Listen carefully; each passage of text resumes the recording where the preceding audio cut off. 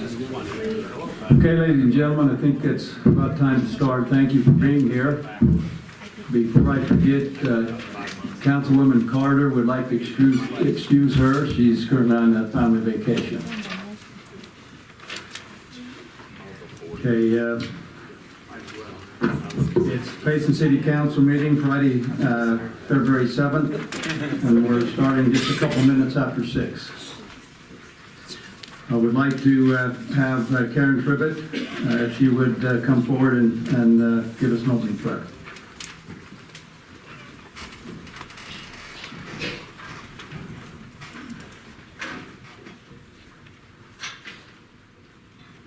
Our Father in heaven, as we meet together as a city council meeting this evening, we ask that thy spirit be in attendance, that the officials will be able to make good decisions, their minds may be clear, and they may be receptive to the needs of the community.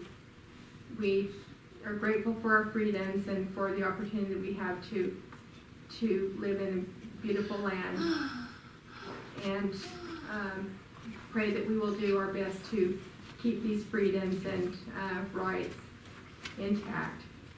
And we ask a special blessing to be upon the mayor and the city council members, that they may do their very best and be guided in the decisions that they make. We say these things in the name of thy Son, Jesus Christ. Amen. Thank you, Karen. Last minute decision. I'd like to ask Jake Bunton, Karen's grandson, to come forward and take care of the pledge for us. Please rise and repeat after me. I pledge allegiance to the flag of the United States of America and to the republic for which it stands, one nation under God, indivisible, with liberty and justice for all. Thank you, Jake. I'm sorry. Okay, we move on to B, consent agenda. Approval of the minutes for the regular meeting of January 17th, 2018. We'll have a motion to open that. I would make a motion that we accept the consent agenda. I'll second it. It's been seconded. All in favor? Aye. Motion carries. Go to C, the public forum. Just a little bit of explanation on the public forum. Anyone can speak on items that are not on the agenda. There is a time limit of 3 minutes, and if you go under 3 minutes, that's fine as well. So we'll start with the council and staff reports. So staff, if you would. Public forum first and then council and staff. Oh yeah, go ahead, public forum. Is there anybody that would like to step forward and comment? Please say your name and just one at a time. We have one right here. I aged you out, sorry. Burtis Bill, Payson City residents, and I'm glad I didn't blink my eyes and miss that public forum. Sorry, I'm a rookie still. Hey, you're fine. You're doing a good job. I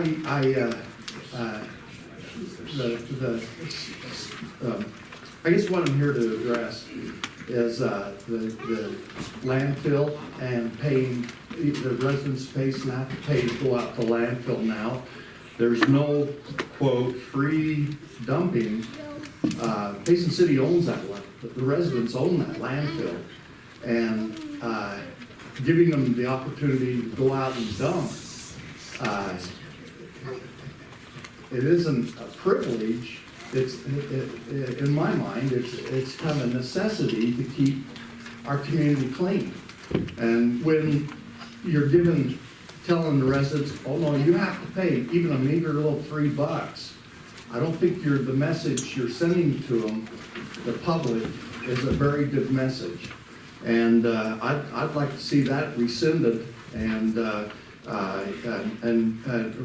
then extend the free dumping time during the spring. It looks like we're going to have a really mild spring, and I'd extend that so people can have the opportunity to go in and clean up their yards and make our town a showcase as it is and can be.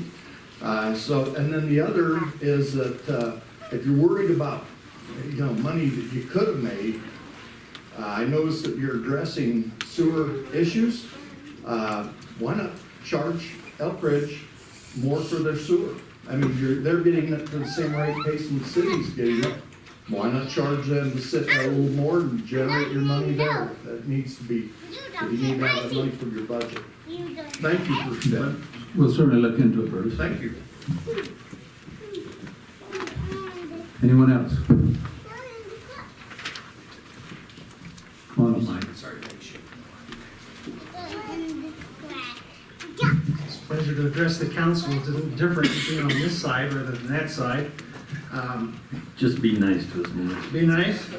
I think we all know who you are, but would you just tell us? I'll be more than happy. It's Mike Hardy, 627 East, 900 South, in Payson. Thank Okay. you. Just had one comment. I noticed that an item which was on the agenda, which is the discussion on SESD, was taken off the agenda, and then looks like a closed session was put on the agenda.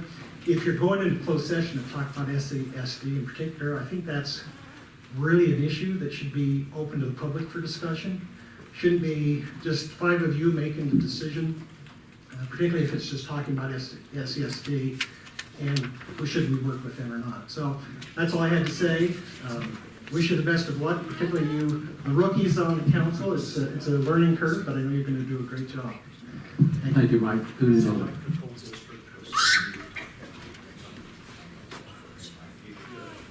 Anyone else?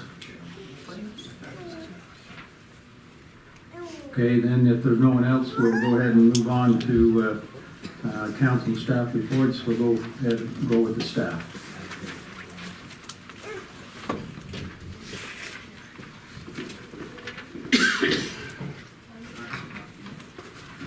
Mayor, City Council, public.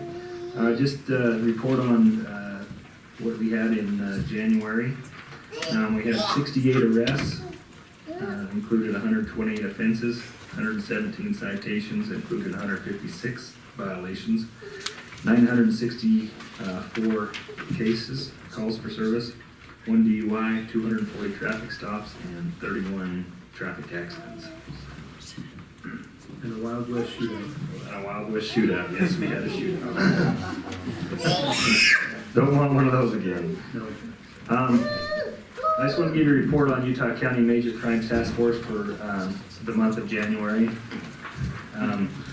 They had 24 felony arrests and 12 misdemeanor arrests. The amount of drugs they seized was just over a pound of methamphetamine, almost a pound of heroin, 25 pounds of cocaine, 188 pounds of marijuana, 1.13 pounds of dab, which I don't know if you know what dab is. Dab is where they take the THC from the marijuana and concentrate it into a form that people use. LSD, they had 2.59 pounds. LSD cubes, 109 dose units. Illegal prescription drugs, 2,531 doses. Seized 6 guns and $26,199. So it looks like they've been pretty busy this year, last month, sorry. I just want to thank the mayor for coming out to Nova graduation. We had 2 last week. We also have a Nova graduation coming up on February 21st at Wilson Elementary that you're all welcome to come. Love to see you there. Our K-9 officer will be graduating from K-9 school on March 1st. So we're glad to have him back.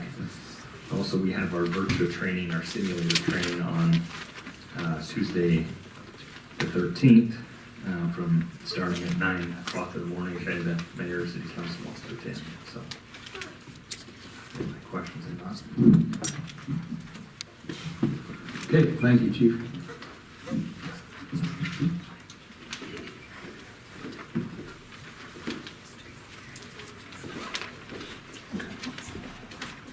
Mayor and council and public, just wanted to give a few updates from the Recreation Department. This week we're concluding, actually tonight, concluding our Women's Volleyball League. We have the end of the tournaments tonight. For that, we started early November. We are taking registration for adult co-ed volleyball, if that's something you're interested in, or your neighbors, so feel free to sign a team up and play. We'll start that shortly. Also on the youth side, we're taking registrations for gymnastics and tumbling and parkour, as well as a clogging class. So those are what we're registering for right now as we are gearing up for start tomorrow. Thanks, Colin.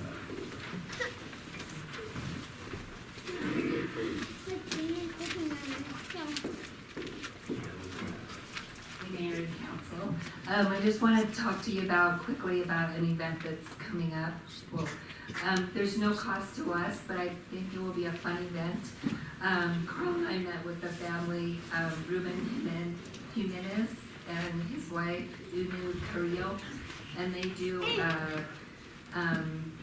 what it's called is Viva All Mariachi. And so it's mariachi music, colorful costumes, beautiful dances, just a wonderful atmosphere of singing and dancing.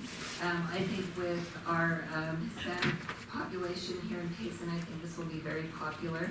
We want to always try to hold it the first Friday before Cinco de Mayo, so this year will be May 4th. And they actually, this group has performed at BYU, Salt Lake, many places around Utah that are actually very famous. There's a young girl that was in the office today who was wanting to schedule a birthday party around that time. She saw that I had them on the calendar and she was thrilled, and she already started calling her family. They're gonna be here in Payson, so I think it will be very, very successful. They actually do their own sponsorships to cover their own costs, and they already know who they're gonna talk to. And then what I'll do is I'll have vendors. It'll be outside of the amphitheater. We'll have vendors, which I'll charge $60 a spot, and that will cover the cost of the restroom. And we want to put a nice banner of all the sponsors, and maybe around 50 flyers will hang out. So really, there's going to be no cost, but I think it'll be great for our community. So, any questions? What time is that on May 4th? We haven't gotten that far yet, but as soon as I know, I'll let you know. So evening for sure.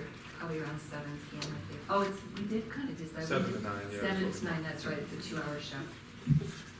See, you're right, I knew that. Yeah. Anything else? Thank you, Janine. I think that would be wonderful to have. I know the people personally, they live fairly close to me, so I think that'd be a wonderful addition to our community. Let's go. Hello, Mayor. Chief. Hey, just a couple things to let you know. We're starting to get a few more calls about open burning because of the nice weather we're having, but unfortunately that doesn't go up till March 1st. Those dates are set statewide, and the permitting process is done through the statewide permitting process for applications. So if you hear people asking or talking about that, it's March 1st, and then we'll get information on our website again, easy link where they can go to that to fill those applications and start that process. Agricultural and horticultural are exempt from those dates, and they can burn year-round. So as we restrict other people, we get phone calls about why can they burn away, we can't, and so it's always interesting and challenging. The other thing is we're getting ready for the Great Shakeout on April 19th. We're meeting with our area representatives again next week, and our goal is to finalize our what we call the Payson Net, where we can communicate from our city to our different areas throughout the community and have effective communication. So we're going to try and get that up and running, and then once we do, we'll hopefully be able to do practice runs, radio testing weekly to make sure everything works correctly and have that communication. So with that, also we're working on CPR. We've been trying to do community CPR classes, but the challenge we've had is American Heart, for some reason, decided to raise the rates up. So we used to pay $1 to $2 a card, now it's $16 a card. So we're working on different avenues that we can find to make it so it's feasible for people to take the class without having to pay almost $20 just to get certified in CPR first aid. So we'll keep you apprised of that as we go along with that. Things are going good, staying busy, especially in medical. As you know, we sent a letter out about hair care being done at the end of the month. So sad to see them go, but providing fantastic service. So we've seen a little bit of an increase in transfers, especially in Salt Lake, McKay, Layton. So we're seeing a few more of those. So staying busy. Thanks for your support. Thanks, Chief.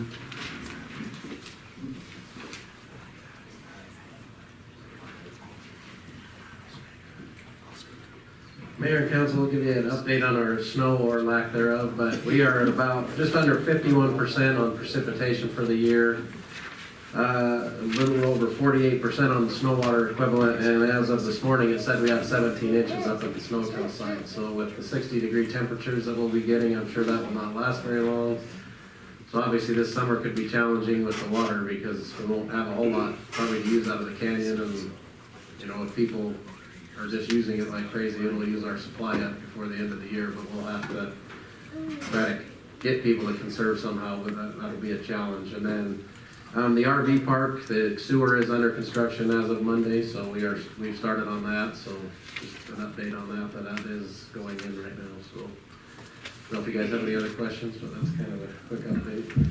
I do, Travis. Have we looked into the possibility of renting water and being able to have extra water this year? Yeah, Dave he's met with the president of the High Line and that, and some of their board members, and we've started that discussion. We haven't, got a price or anything, but at the High Line board meeting on Saturday that Dave and I were at, they talked about that each user would be allowed to rent up to 4% of what their allotment is at $4.50 an acre inch. So, they're gonna cap it to what we could even rent anyway, so that will limit us. Right now, we probably have an estimated about 3,100 acre feet. So we could still rent some, but it would be limited to that amount of 4%. So yeah, we have started that conversation. Thanks, Travis. Thanks.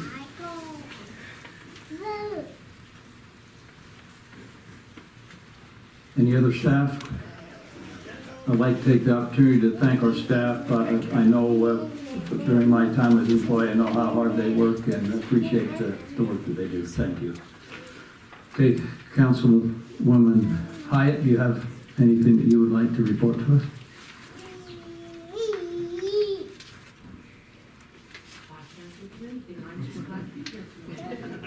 Okay.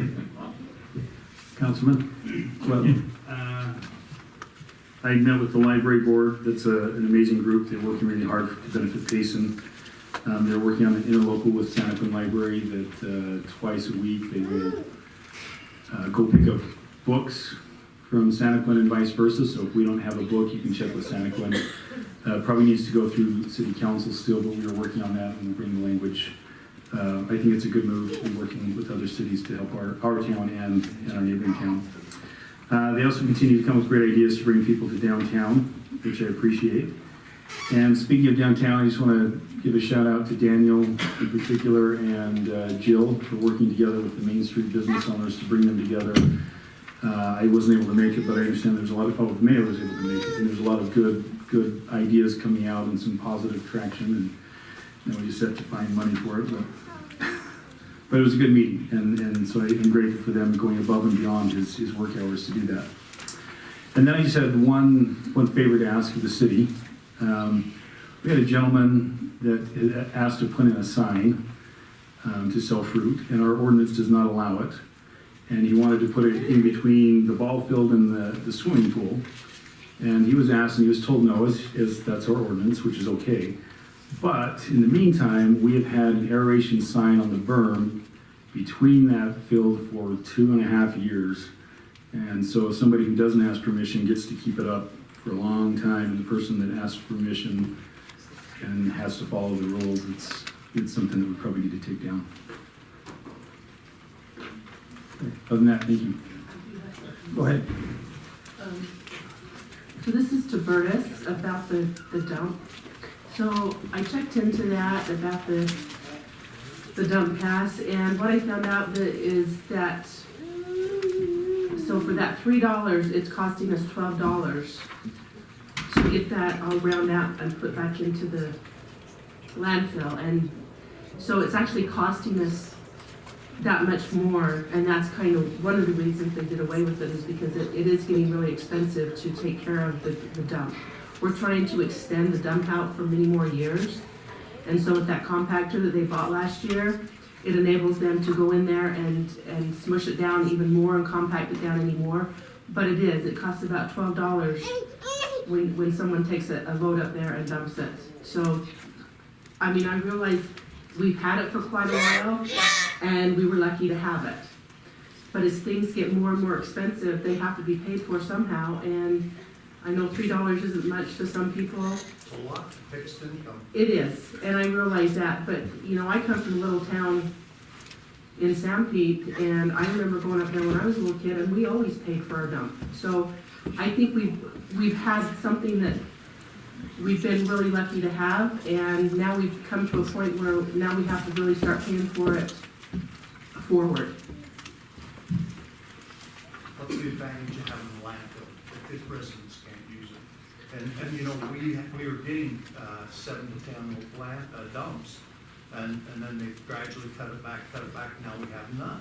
And you're saying, well, you know, if you want to use the landfill, gosh, it costs money, give me $10 or $3. You know, what I'm saying is, I want a clean, beautiful community. And if it takes giving a few little dump passes out, let's do it. That was my main thing.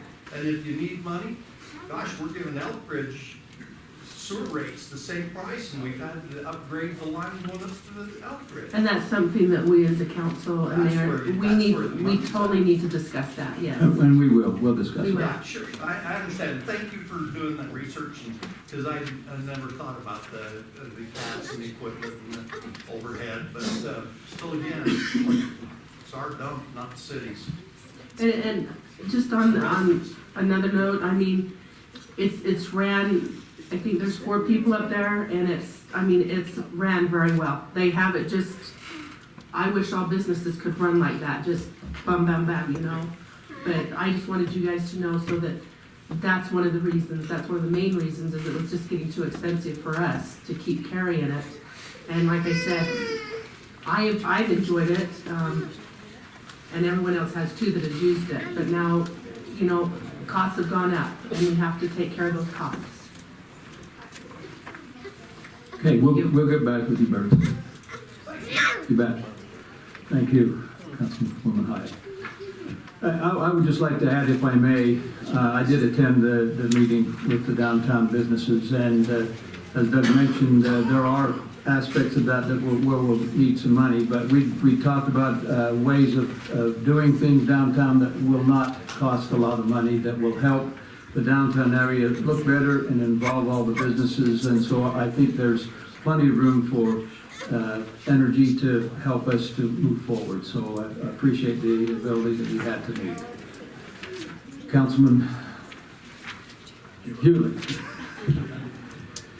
Just one thing is, in our Economic Development Committee, we've set some goals that we'd like to accomplish in Payson this year. So what we'd like to do, and I'll have Dave work on this a little bit, but in sometime in March, maybe before a council meeting, but have a work session and have the economic development people here and talk about the goals and make sure they meet with what the council and the mayor would like to do. So that's just a forewarning. So that's all I have. Thank you. Councilman Christensen. I'd like to just thank the faculty and staff for all that they do that helps the city to run seamlessly. I've learned a lot. You sound like you're in a school meeting.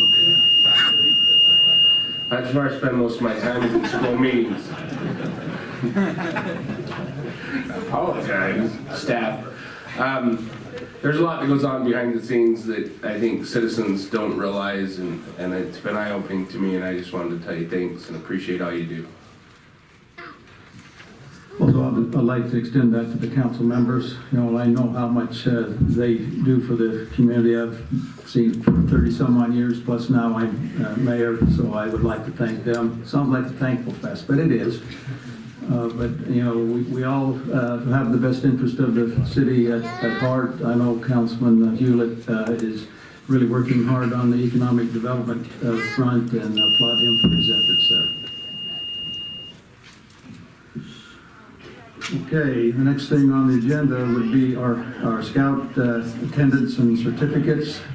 Is there a scout here tonight? We have one that we wanted to present. Councilman Christensen, would you announce his name? Nicholas Leak. We have one for you. If there are others Yeah, if there's others, we can get your names and Come get over here and some. we'll get your names. Yeah, stop right there at that table and get their names and we'll get you a certificate. So you're Nicholas? All right, good job. Come stand right over here on this bottom step and we'll have you tell us your favorite part of scouting in just a minute.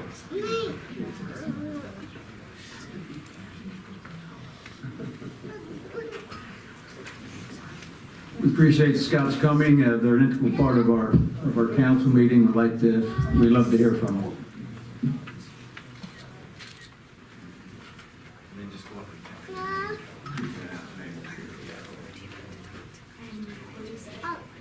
Okay. And we have Quade Beck that's joined us today.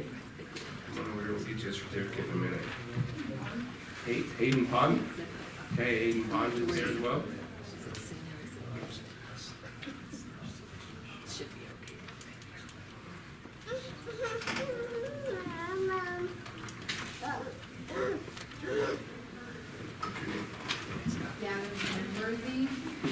Gavin Pemberty. All right. So let's start down here on the end. What is your favorite part of Scouts? Activities? I go to city campouts. That's usually pretty popular.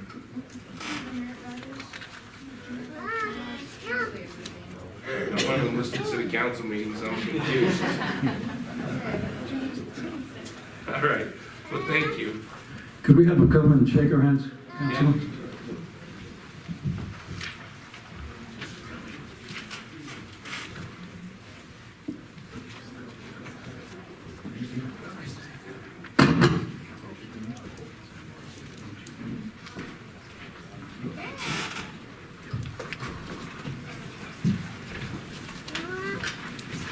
Number 4 on this next agenda is CTC Mayor's Youth Recognition Award. Do we have someone here to present that? Okay.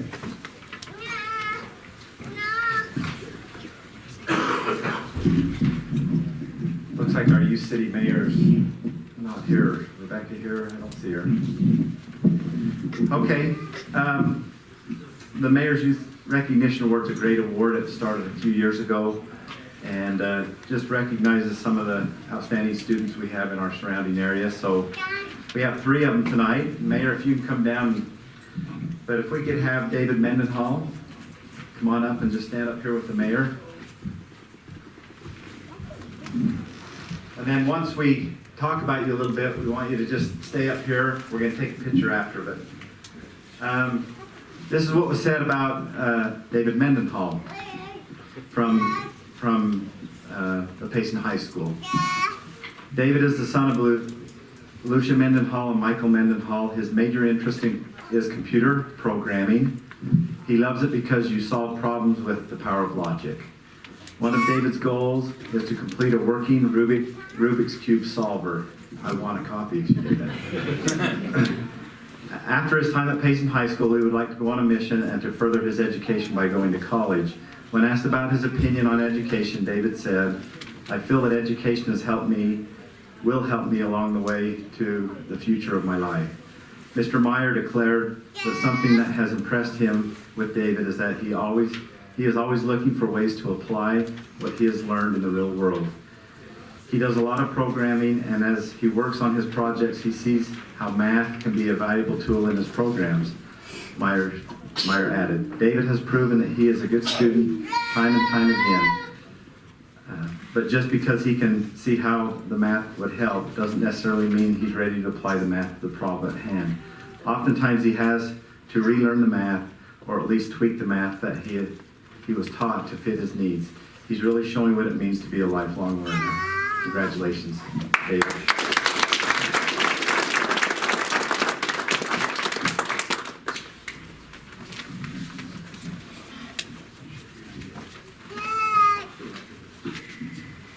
If we could have Caitlin Wetstein, is that? Wetstein. Caitlin, come on up.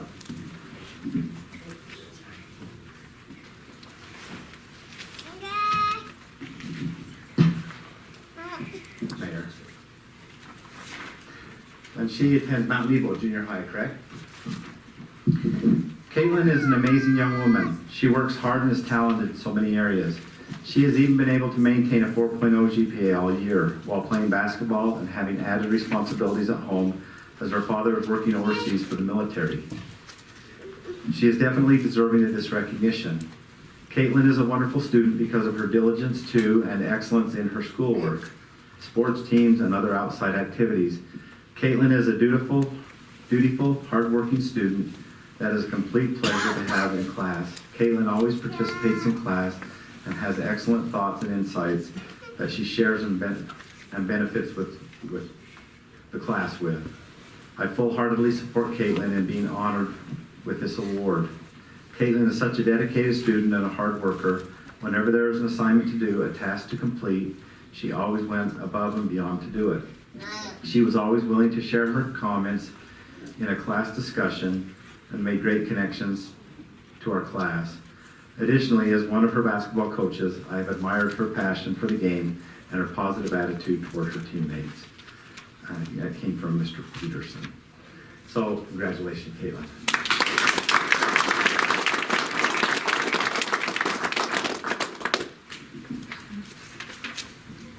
And the last award, we have Bryson Jensen.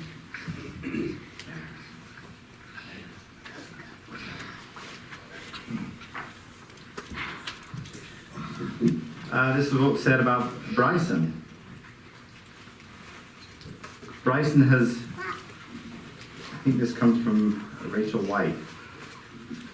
Bryson has been in my social studies classes the last 2 years and also on my wrestling team.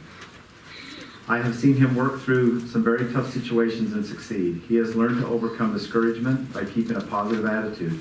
Bryson is friendly and works well with others. I wholeheartedly recommend Bryson for this award. That's from Mr. Ward. Bryson is determined to always do his best. He works hard to finish his work and to do the best of his ability. That's from Mr. Houston. Bryson is good at asking for help when he needs it. He works very hard to keep up his grades. He is also great at art. I love to see the beautiful pictures he creates. He is always polite to teachers and other students. Mrs. Sapo? And by the way, here's a copy of one of his arts of Martin Luther King, I Had a Dream. It's pretty awesome. Quite an artist. Bryson is in my English class. He is such a good student. He does his work, stays on task, and is a good friend to his classmates. He is also quite an artist. For my Martin Luther King Jr. project, he drew a picture on a poster board of Martin Luther King for the wall. He is a great guy. I'm so happy I get to teach him. Mrs. DeGraffenry, congratulations.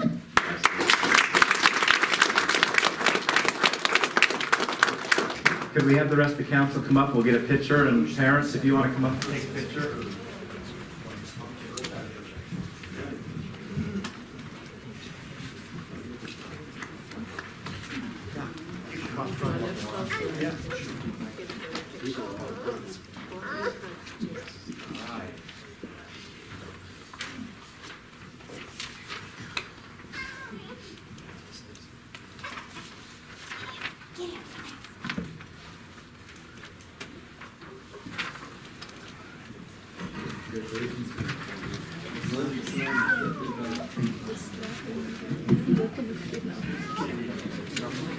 Thanks again, students and parents. Thanks for having such great students. And we'd like to thank a lot of the sponsors that provided the gifts for the students. It's always a pleasure to recognize great students.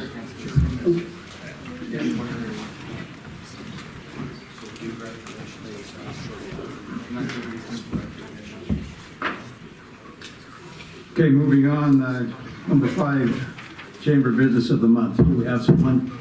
Shelley?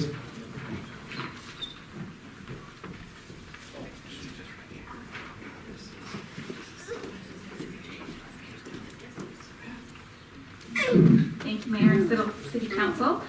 Before I present our Business of the Month for February, I do want to just make a quick reminder that Friday will be our awards and installation banquet here at the Clarion. We are honored You have Congressman Curtis coming as our guest speaker, so we do invite you to come. It's open. You don't have to be a member of the chamber to join. It's open to all citizens, and we'd love to have you come and enjoy dinner with us. We recognize many fantastic people in our community for the great efforts that they do, most of it behind the scenes. So excited to have that this year on Friday. For the month of February, it is our pleasure to honor the Insurance Center and Ty Jones. The Insurance Center was formed in 2002 and has several offices around the state of Utah. They are located here in Payson on our historic Main Street. Ty is a second-generation insurance agent who grew up in the insurance industry. He has many degrees in business management and psychology and assists citizens in life, auto, health, farm, and business insurance, and also offering payroll services for businesses. The Insurance Center conducts business all over the western United States. Ty is a great man who does many things for the chamber. He handles all of our network luncheons and is our new treasurer this year. So he's jumped wholeheartedly into the chamber and our community and does great things. So we'd like to honor you, Ty.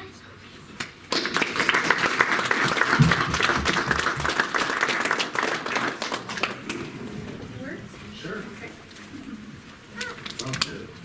Got a lot to say. I'll be here for a while.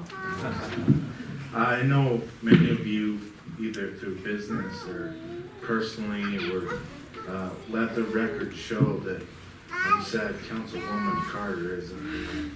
She's my neighbor and I'd love to poke fun. But anyway, I'm very excited for this area. Very optimistic. Glad to see our youth participating in our community.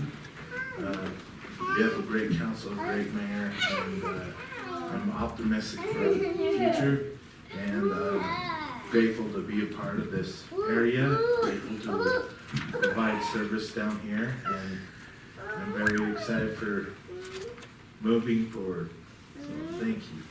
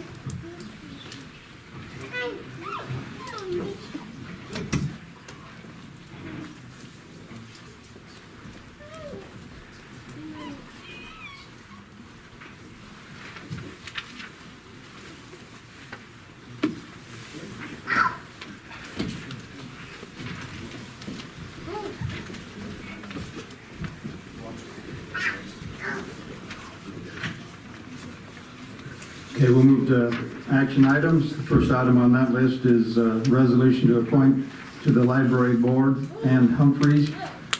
Steve Southwick was going to be here to present that, but he has a family activity that he needs to support, so he's asked me to give a little bit of background for the benefit of those in attendance. The council members already have this, but I'd like to read something that about Ann.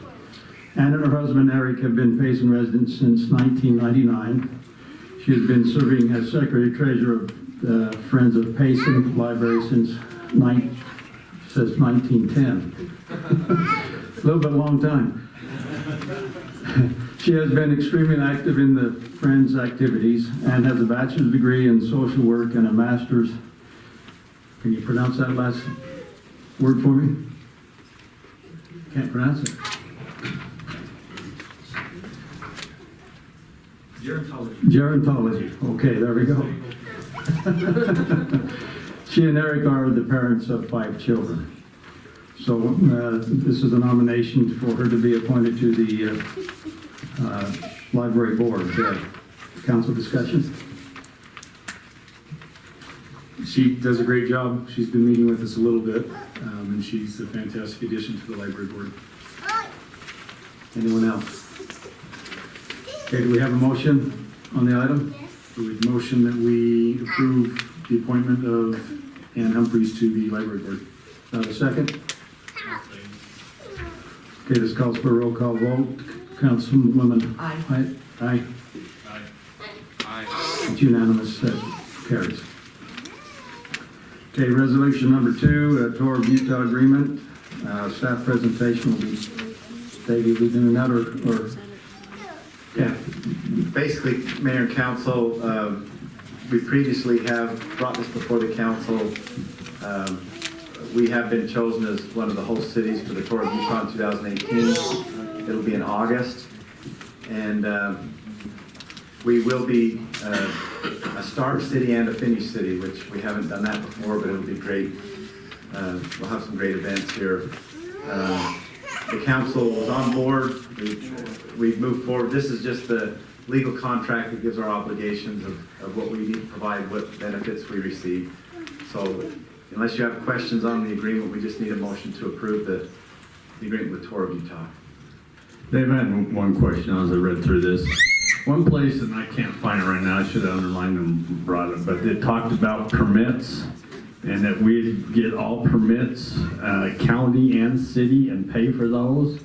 Are we gonna be responsible for getting the roads and everything through the county? And I think you talked about liquor license too, so.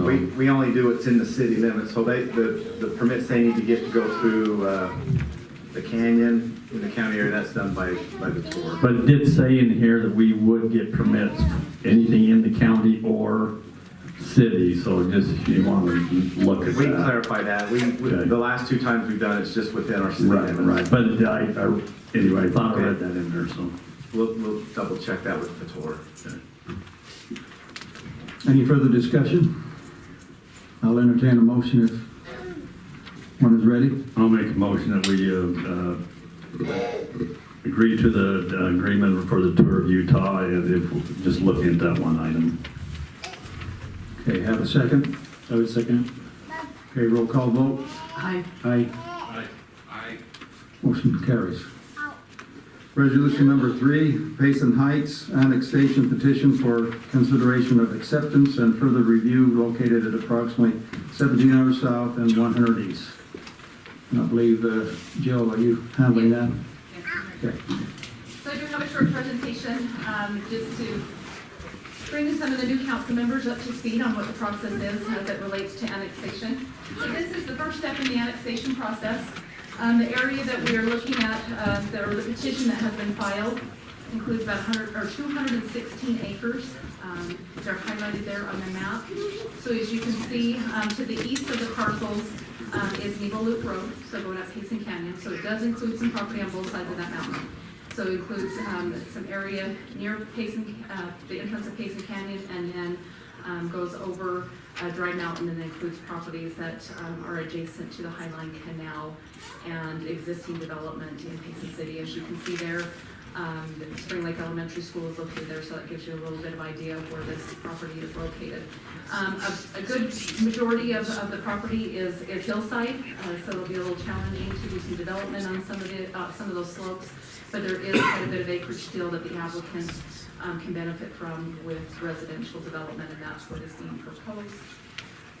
So the annexation process, as I mentioned, this is the first step. An applicant for annexation does have to meet not only city ordinance, but Utah code.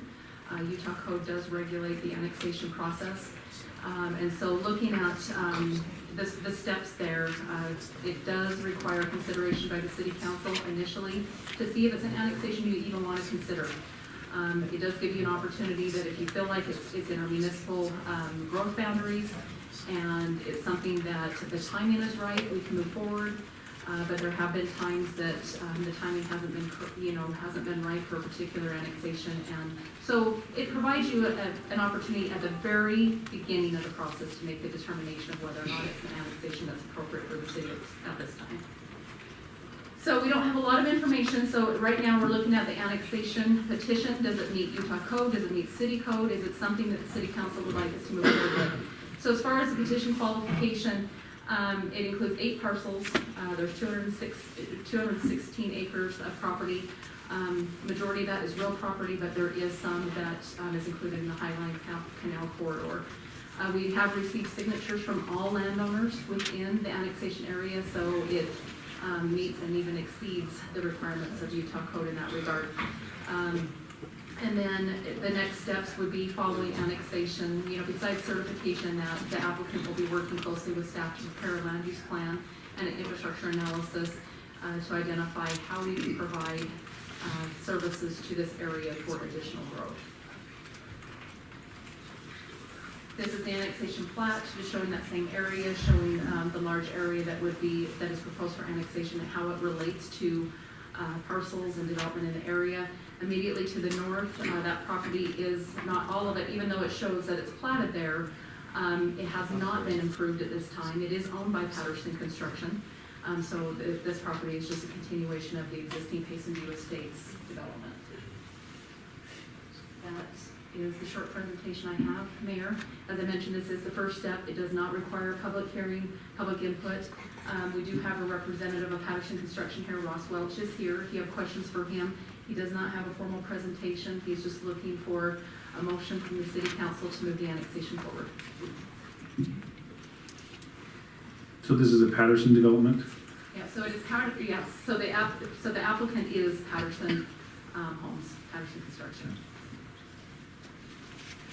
I have a couple of questions for you, Jill. I know this is very preliminary, but I guess the couple of things I would look at is zoning for this. Is quite a bit of this going to be zoned, probably the mountain or whatever that zone is. What's that zone called?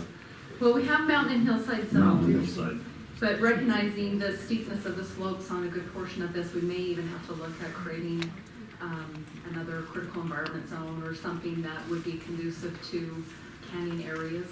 I talked briefly to the applicant about that. I think the only concern at this point in time is how long will that take to create a new zone while still keeping him on his timelines that he has with the applicants or with the property owners.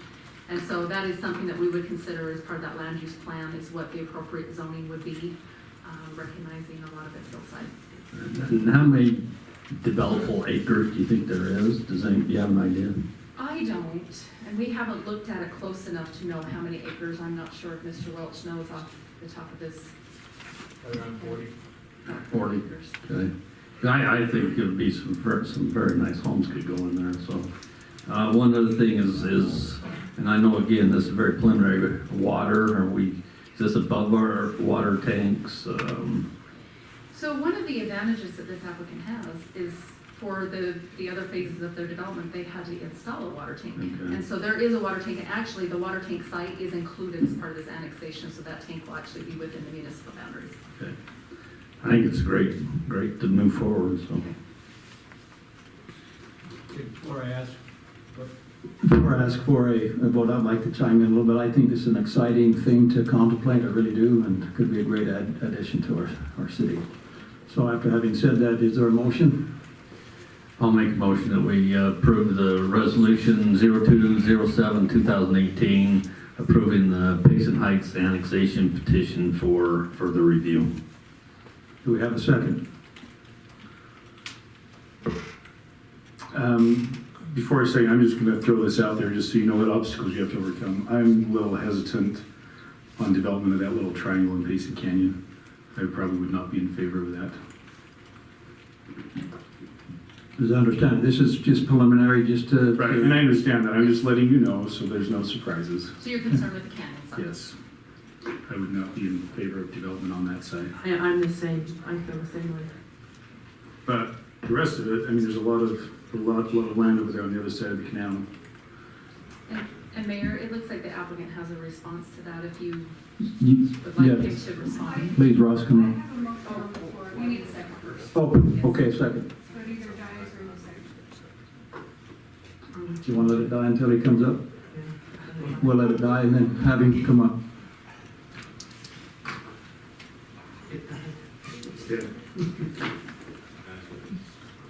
Thank you, Ross, appreciate it. Thank you. Appreciate the opportunity.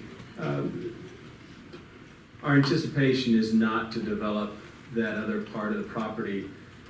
There is a possibility someday that we look that there could be about 3 homes over there on that one section. But the landowner is selling all of their property and they wanted, we'd prefer just to buy the part we can develop. But we are excited by what we can bring to the city because, as you know, the Forest Service owns the property to the south. Right. We're looking at some really fun trails and things we can do with this property. It'd be a great addition to the city as well as the residents in the area. So, but our plan is not to be looking at that area. Thank you. Thank you, Ross. Appreciate the extra information. I'm gonna make my motion again. I'm gonna make a motion that we adopt resolution 0207-2018, approving the Payson Heights annexation petition for further review. I will second that. Okay, we need a roll call for this. Councilwoman Hyatt? Aye. Aye. Aye. Aye. Motion carries. Okay, moving on to the next resolution. Resolution agreement with the Utah Department of Transportation regarding the 800 South storm drainage.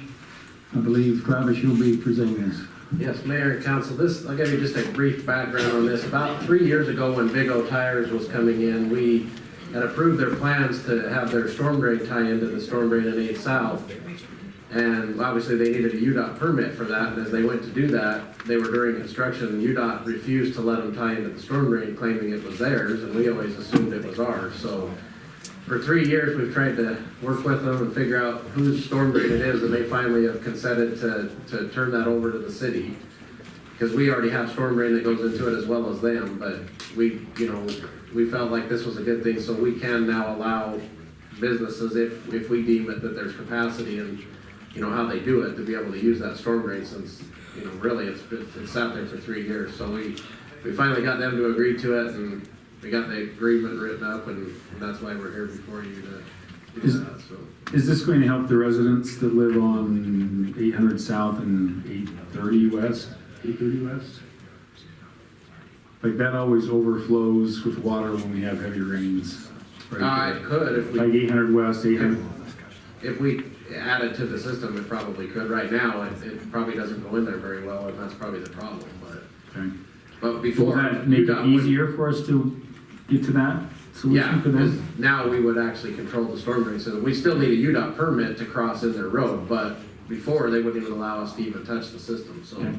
We could do an analysis and see, what we would need to do to fix that, and that would now be a possibility where before it wasn't, so. Okay. Any further discussion? Do we have a motion? I'll make a motion. I think we should accept this proposal with the UDOT and Payson City. This will be great, especially since I know about this now. So that is my motion. So all the grade and everything's part of the motion, or? No, we need a place to get rid of the water at, and that has been a problem. Do we have a second? I'll second it. Okay, roll call starting with Councilwoman Hyatt. Aye. Aye. Aye. Aye. Motion carries. And can we start looking into that? Yes. Because they've had problems every year for Yes, 30 years. we are about to start budget, so we can add that Okay. into the process. Okay, number 5, review and decision regarding pavilion in the Memorial Park. Spend some time over to Gail again. Okay, and this is another short one, but I do have a couple of people here that can help me with this. So Mark Highland, our park superintendent, is here, and then Steve Spencer, our facilities manager.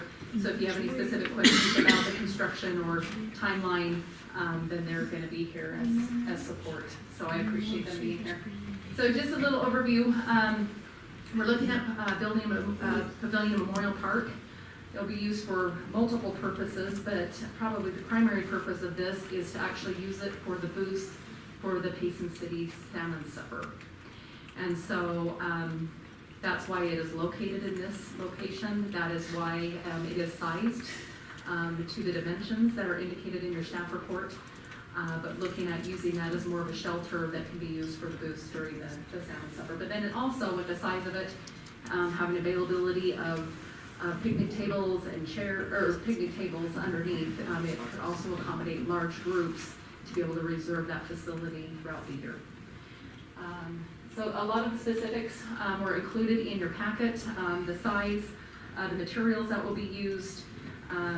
Memorial Park is probably the most recognizable park in Payson City, and so we felt like it needed a little bit more review of the city council through this process. So with city projects, whether it's new buildings or remodels and different things, it is reviewed by staff. There's a technical review. We do want to make sure that it complies with state regulations and city ordinance. All city projects, similar to what we would require for private construction as well, and with contractors. And so we do a review of that to make sure that we're following those regulations. We do forward it to the Planning Commission for review and recommendation, which they have done, and the motion was included in your packet. And then the City Council makes a final decision. Now, just as a little bit of a side note here, the funding has already been allocated for this. But at the time that we look at doing funding allocation, we don't discuss the specifics of how big, the materials that are going to be used, placement. That's really done through the site plan process. And so through this, we give you additional information so you feel comfortable with moving forward on this project that's already been funded. Public input, it is not a public hearing, but public input is allowed at the discretion of the City Council. So if anybody had concerns or questions or suggestions on this, the City Council could take that comment. And then, of course, you make a decision. Staff's recommendation would be that you approve it with conditions. We do have some conditions in the staff report that we feel are necessary in order to maintain compliance with state and city regulation. And then, of course, any motion should include findings for the decision made by the City Council. So unless you have any questions for me, I know Mark and Steve is here if you have any questions. Other than that, we're just looking for any decision so the Parks Department can move forward. So I have a question. Do we know how much it's gonna cost and how much we budgeted for? We do. We budgeted $50,000. We think we can be under that. So we think we're good, even putting the rock pillars and And that's with the staff doing it, right? That's with the staff doing it. We have got a contractor who will help us through the process and stuff, a licensed Joel Harris, our licensed contractors. We feel good. We can get it built for that amount of money. Okay, thank you. I was a little concerned with the setback off the road. Seems a little close to the road if it's used for other purposes. Small children running out in the street, is that a concern? Is it a bigger setback than what I'm seeing? The reason it's set back the way it is this lets us still put up the tent for all of our events. If we push it any further into the grass, then we can't put up the tents in those locations. The tents have plates and everything that they go in the same identical place every time we use it. We have 2 locations, but if we move it from here, the only other place we could go is all those trees. We'd have to take out and put it where the trees are by the pond. And so that's why we chose this. And that's where the picnic tables and stuff are already. Already sit there? Okay. Where are all the food places gonna go during any meetings? Don't they set up right there? Janine and I've been through that, and it's just a little bit of revamping where they go, but she can have them in other locations and have the other kind of vendors underneath that, because that will allow 2 rows of vendors with a area to go between them and stuff. So, so those will actually be the better locations because they're undercover and stuff. So. Good. Any further discussion? Hey, looks good. Okay, before asking for motion, I'd like to put my 2 cents worth in as well. I think this would be a great addition to our park and badly needed for the salmon supper. So I'm really in favor of this. Okay, roll call. Oh, we need a motion. Anybody would like to? I don't. Did you want a motion on this? It said just review and discussion. Did you want a motion or? It's decision. So we covered it. It is an action item. Okay, yeah. gotcha. Do you have anything else to say, Brett? No. Oh, okay. I would make the motion that we approve the the Pavilion and Memorial Park pending staff conditions and findings. Have a second? I'll second it. Okay, roll call vote. Aye. Aye. Aye. Motion carries. Okay, number 6, ordinance amendments to Title 12 sewer and wastewater regarding dental, help me out with the word again, I don't. Amalgam. Okay, Travis. Mayor, council, this one is an EPA mandate that, it's basically the silver fillings that we all got when we were kids, that I know it sounds dumb because it could be in your mouth for 30 years, but once they remove that, they have to put a separator filter system in at the dentist office so it will not get into our sewer system. It's just one of those things so it doesn't get into our system at all, so they are required to put that in. So we added this verbiage into our ordinance to make that in there so that any dentist office is required to meet that, so that's just the kind of the background on why we added that in, so. So I have a question for you, Travis, on that.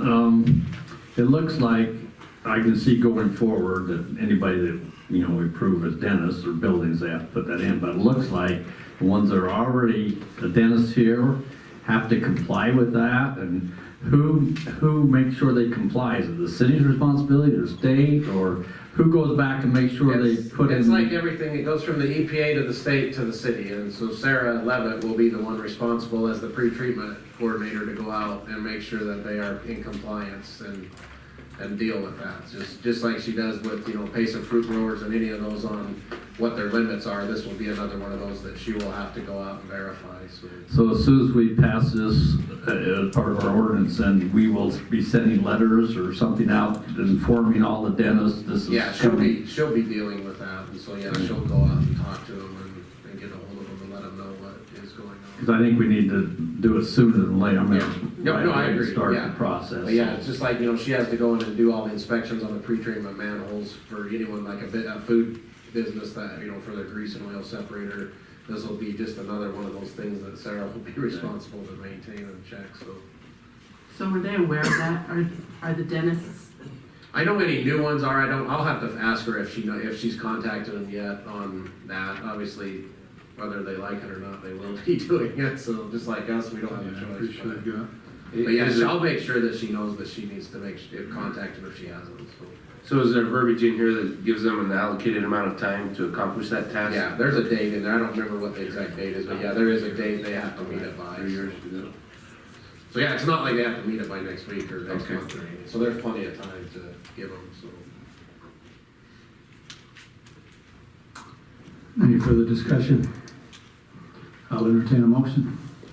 I'll make a motion that we adopt ordinance 0207-2018, amending the various sections of Title 12 Sewer and Wastewater Development or Department. An ordinance of the Payson City Code to include section 12-01-231 amalgamum separators and providing an effective date. Is there a second? I'll second that motion. Okay, roll call. Aye. Aye. Aye. Aye. Motion carries.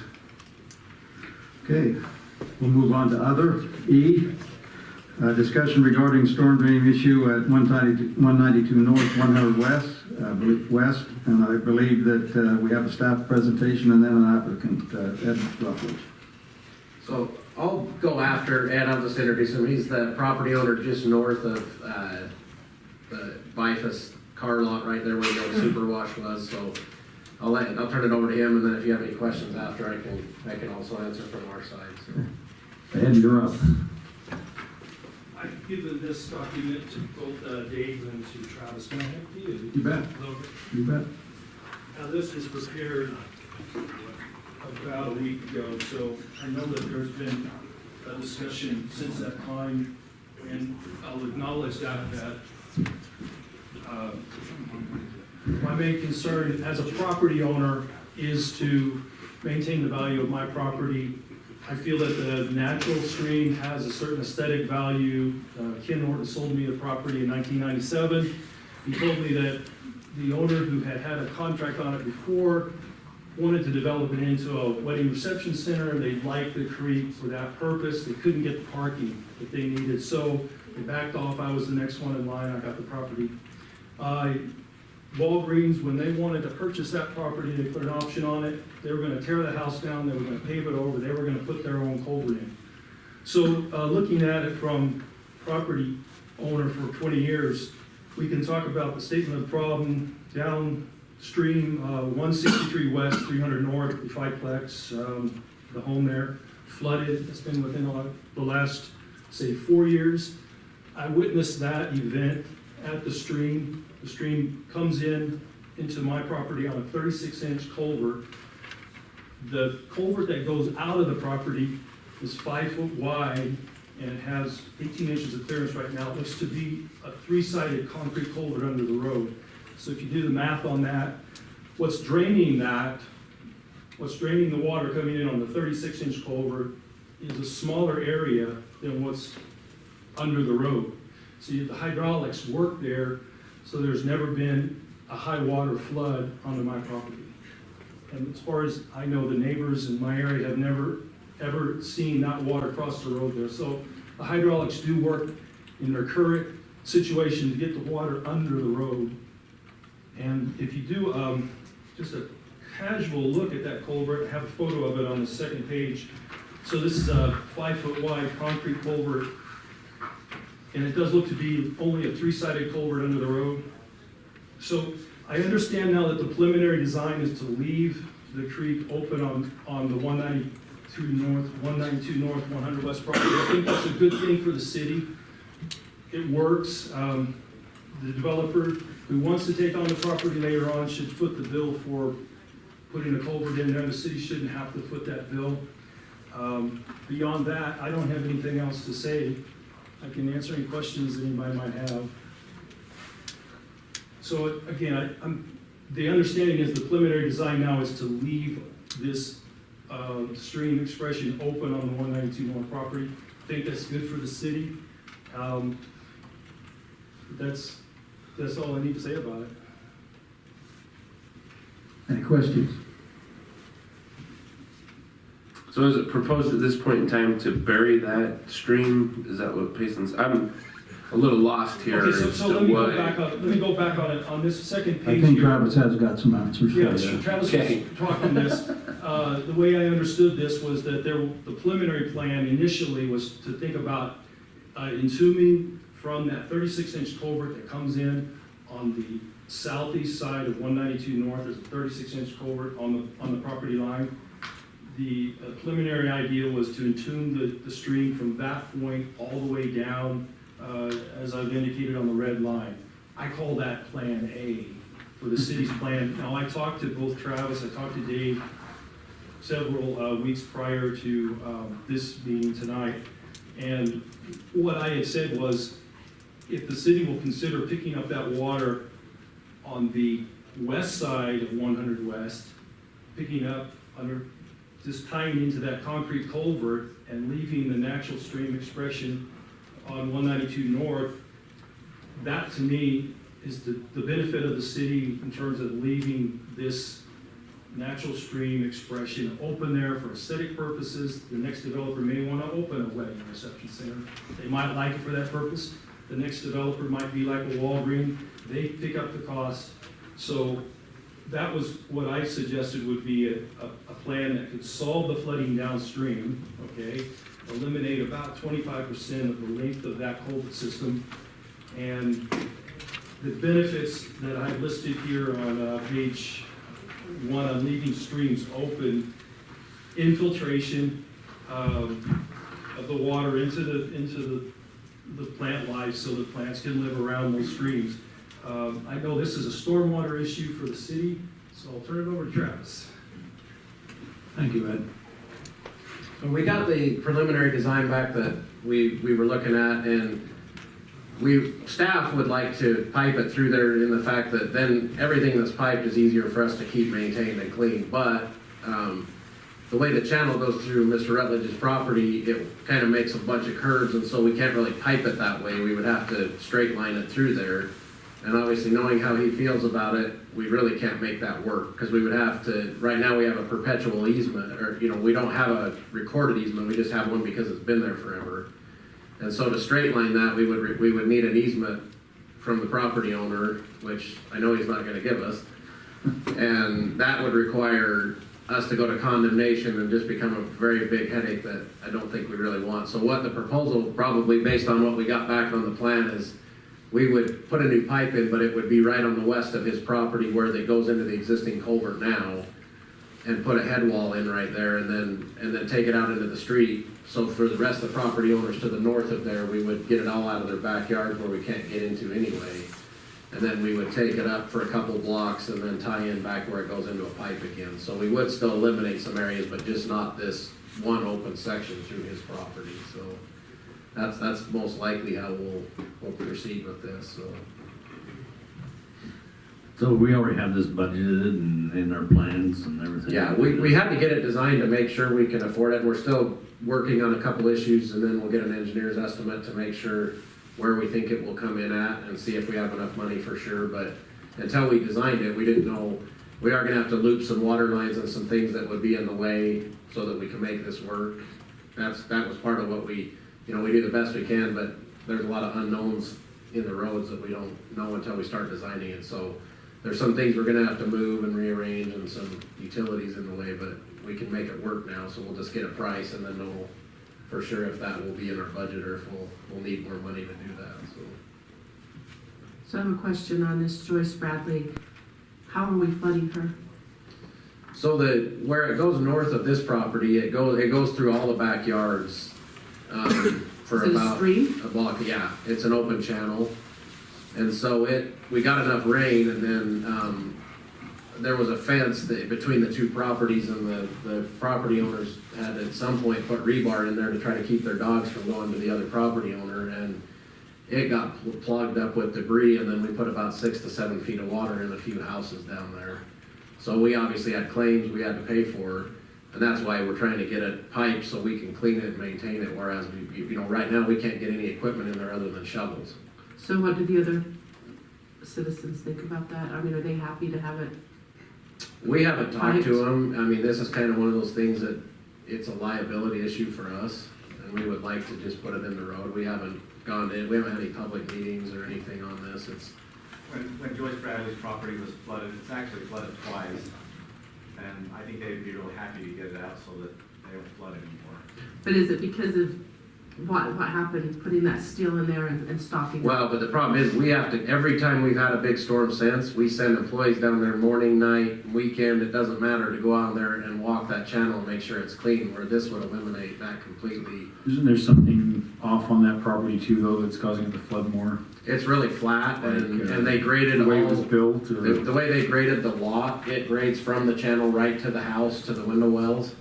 So if any water breaches, they would have, the only way to fix it would be to tear their entire yard out and regrade it away from the house, which, that would be it's their private property, so, but we can't get in there and maintain. There's huge trees, the ditch is really shallow through there, so we don't have any options really except piping and putting the road. I think that's one of the big problems in the flooding issue, is the tree roots go in there, and it's just a constant problem, as I Is see it it. still gonna be the same problem with the tree roots? I mean, are they gonna go around the? We're not piping it in the channel. We're Okay. moving it out into the road, so we won't have that problem anymore because it won't even be in that same location. We'll have to go through the backyards. But I would still check with the other residents and see if, maybe they like the stream back there, I don't know. They might. How many but, people are involved? I don't know the exact number, but probably 10. I think we need to talk to them. May I make a comment on that? I've taken pictures along there, and it's obviously been routed by man. Whether or not this is the natural expression of Peatney Creek across the property I own, I don't know. LEI Engineers is the one that called it Peatney Creek. But when it goes underneath the road at that angle, you can understand that historically there was a channel at that angle under the road. Now that property owner on the corner there at 100 West and 200 North, that's right across from my property, my neighbor says that he had gone to the city and asked to put it into a culvert, and the city had said no. I don't know how long ago, and I can't verify that. It's just a short expression across his property, okay? Now, at that point, it's obviously been routed by man. I don't see any reason, in my view, why anybody there would say there's any aesthetic quality to it at that point. The other thing is there's the boundary of CC1, or CC1 zoning in our city. So there's the central commercial zone where a business might want to come in and use a natural expression like that for landscaping purposes. The other side here is the city has this liability for the flooding. It's a good solution to route it right on the road. If you ask people and get those people involved, they already know what problems I can make as a property owner. So I see no reason why there needs to be any discussion about it. That's my opinion. It could be announced in the paper. I don't think anybody along those properties would mind at all. The only thing is we're going to experience some road tear up during that time. That's what I need to say about that. But we've had this in the plan, right? I think that's what. Yeah, it's actually already approved, the budget is, we had to get to the design phase so we could see what we need to do for sure, and then get an estimate so we can see if we have enough money budgeted to do it. When these flooded in the past, we've had discussions with the council, and we were hoping to start working on solving that problem.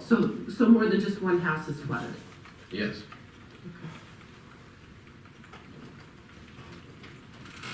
I don't know if it's pertinent or not, but I have, the other stream that runs through that part of town runs through my property, so I don't know if I need to disclose that if this establishes a precedent that may affect me in the future.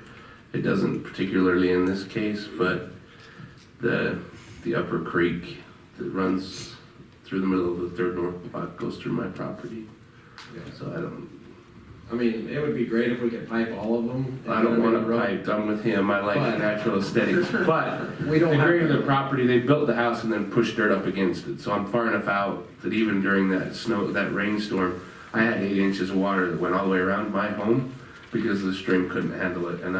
But I don't have that flood issue. And the only reason we're looking at this area is because of what has happened. Because of what they have. And in my opinion, a homeowner that's getting flooded, I think if they're opting out of it and fighting it, then they should take on that responsibility that if it does flood, that should be theirs, but I don't. Well, so there's the question, like if you opt out, what is the liability then if it floods again? Is it on the property owner or is it on the city?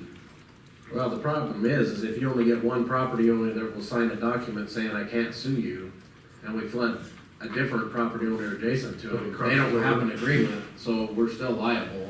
Or if, something happens. Right, I mean, it's an all or we can't stop nothing. it, so. But I can see that it is deep enough there that it looks like the gradients would pull water away from his property. Yeah. And I'm with him, I like the natural flow of it. Mine's about due for another clean out, but that's a different argument. Yeah, it's difficult when it goes behind in backyards with no access and you can't get any equipment. It makes it fully engrossed in wild roses, I can see what you mean. If we can solve our problem of the flooding and keep this open, I'd be in favor of that, because I like it open if we can resolve our flooding problem and keep it open. Where this has already been budgeted, we don't require a vote on it, but I believe it's a perfect example of being able to work with the citizens and have a win-win situation. You brought me in now I gotta come back every Wednesday, you have a meeting, I'm in town now, for the rest of my life. Well, that's a good thing. Yeah, we're not asking for approval. When we met with Mr. Rutledge, I told him he was welcome to come and talk to the council. We hadn't received the design back yet. We were still trying to figure out where to go, but if the direction of the council is to look to see if there's other ways, we can look at that. But we kind of go down the path to get the design and see if we can solve the flooding problem. Well, I'm with Councilman Christensen, Mr. Christensen, that if we can solve it without covering everything, I like open features as well, if we can handle it and our liability. And what we're budgeted for? I think it was around 250,000, if I remember right. It's really expensive. Thank you. Okay, moving on to number 2, other discussion regarding transfer of water rights. I believe Dave, you're doing this one? Yes. Mayor and Council, I wanted to have a discussion with the council regarding transferring water rights. We've had and we've allowed waters to be transferred into the city's name. Whenever a development occurs, they're required to bring irrigation water and drinking water. And many times there's not sufficient water to do that, so they have to find other waters. We have had some individuals transfer some water. We've actually have done this for many, many years. We have water transferred to us, and then as developers came in to develop, if they didn't have sufficient water, we would just send them to that person, and we don't get involved with the price or anything like that. They just negotiate to have that water, to purchase enough water for their development. The water's already been gone through the state process to be transferred into our wells, and so it speeds up the process for development if it needs to happen. Now, this Mount Nebo organization that we've been part of, through some discussions and studies they've had, there's been some discussion about we shouldn't accept water from East Jordan up north and have it transferred into our wells, that it may cause concern for our aquifer. We're having more paper rights than we have actual water in the aquifer. And it's been a little bit of a conundrum for me, because on one hand, Mount Nebo says, well, don't accept any water, although individual members of our organization do accept water and bring it into our area. So recently I had an individual that has quite a bit of East Jordan water, would like to transfer that. By email, I just indicated that we have a pretty good block of water, and I really am not interested in adding more until that water's been used up and taken care of. And he emailed back and said, yeah, but the state of Utah may shut down any type of transfers to the South Valley, so you may want to get what you can get. So I thought I'd put on for discussion. I invited Jim Riley. He's a water engineer that has consulted with the city on several projects, and he knows water. He used to be the Region 3 director, I believe, down for the state water rights. So I was going to have him come and talk about, the water rights issue, and then if you have any questions or discussion, and like I said, I didn't ask for a motion of any sort, but if you have some direction for us, we can move that direction. So Jim, do you want to come up and address the council for a minute?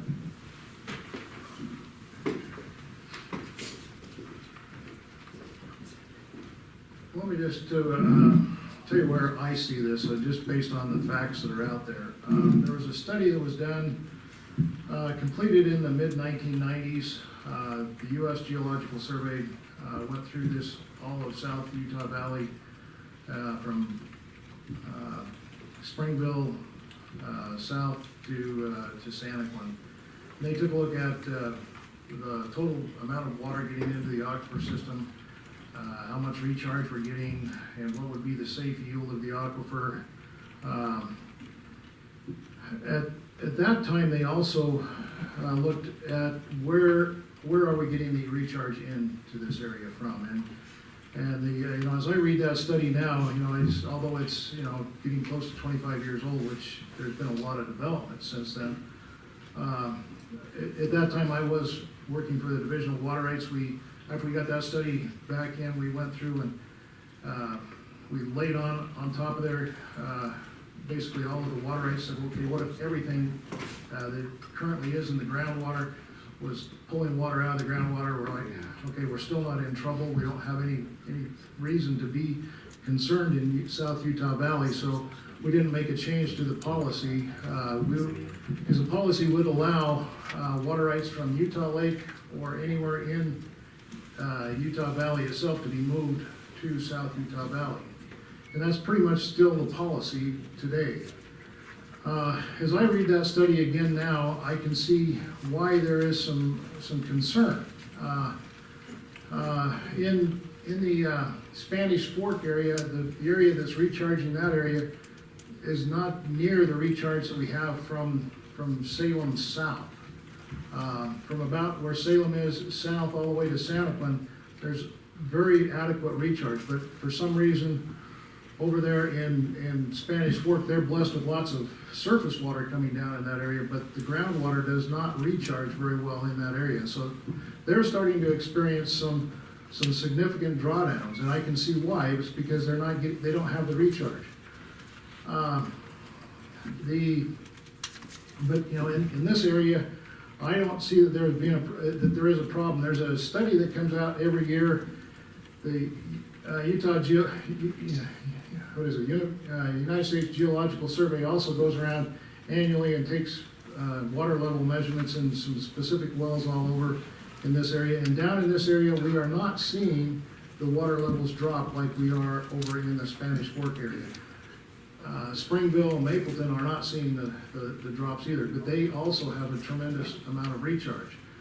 One of the wells, and Travis was telling me about this one some time ago. About 3 or 4 years ago, you pulled one of the wells, it had a problem with the pump, so you pulled the pump out and it was sitting there. They took a water level measurement, and it had been pumping just fine for 40 years. Well, anything wears out after 40 years, so we got pretty good service out of a pump for 40 years. But that water level was at the same elevation as it was 40 years before. So we have, and I'm not seeing that change really at all yet in this area. My feeling is we need to monitor this. We need to monitor the groundwater in this, levels in this area. You can watch that U.S. Geological Survey study and watch what they're doing, but I'd also say you ought to probably watch the levels in your own wells. And if you do start to see something, the first thing you have to ask is it something from the construction of the well? And because that's going to be the first thing that gives you an indication is meters and water levels in your well. Is it something in the well that's causing this, or are we really seeing drawdowns in this area? At this point, I would not change your position to accept outside water, whether it's coming from northern Utah Valley, or I don't think anybody would move anything from Goshen over here because that's too hard to find water over there. But from Utah Lake, yeah, I would still accept that. Just because you have to have water to have growth. That's really the limiting factor here.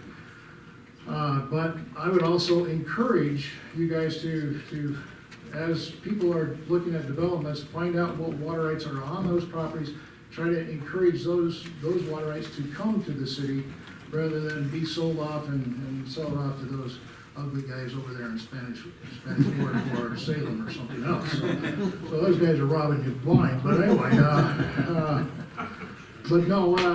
if you can keep the water that is here in the city, that's great. But it's really hard to tell somebody with a real property right what to do with their property. So it's pretty tough. But if you can keep that water, that'd be the first choice. Second choice at this time, I would still leave this open. But yeah, I'm glad to answer any questions you might have. So where does the East Jordan Canal Company water come from? They have storage rights in Utah Lake. They have a very good priority. There's two priorities of rights in Utah Lake. There's primary rights and secondary rights. They're part of the primary rights. So they have those rights out of East Jordan are very good. They have subsequent years of drought, is the way the decree describes it. These decrees that were done back in about 1900 are interesting to read. But they called that subsequent years of drought protection so that they can sustain some drought periods in Utah Lake. And we've seen those of recent years.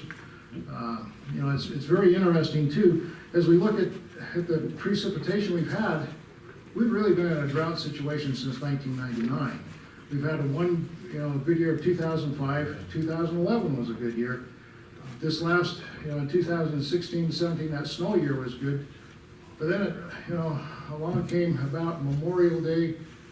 We didn't get anything all summer long, and it was a hot, dry summer. And so, and I think we're seeing some effects of that as well. Now, if you guys could really start dancing for rain, that would help out.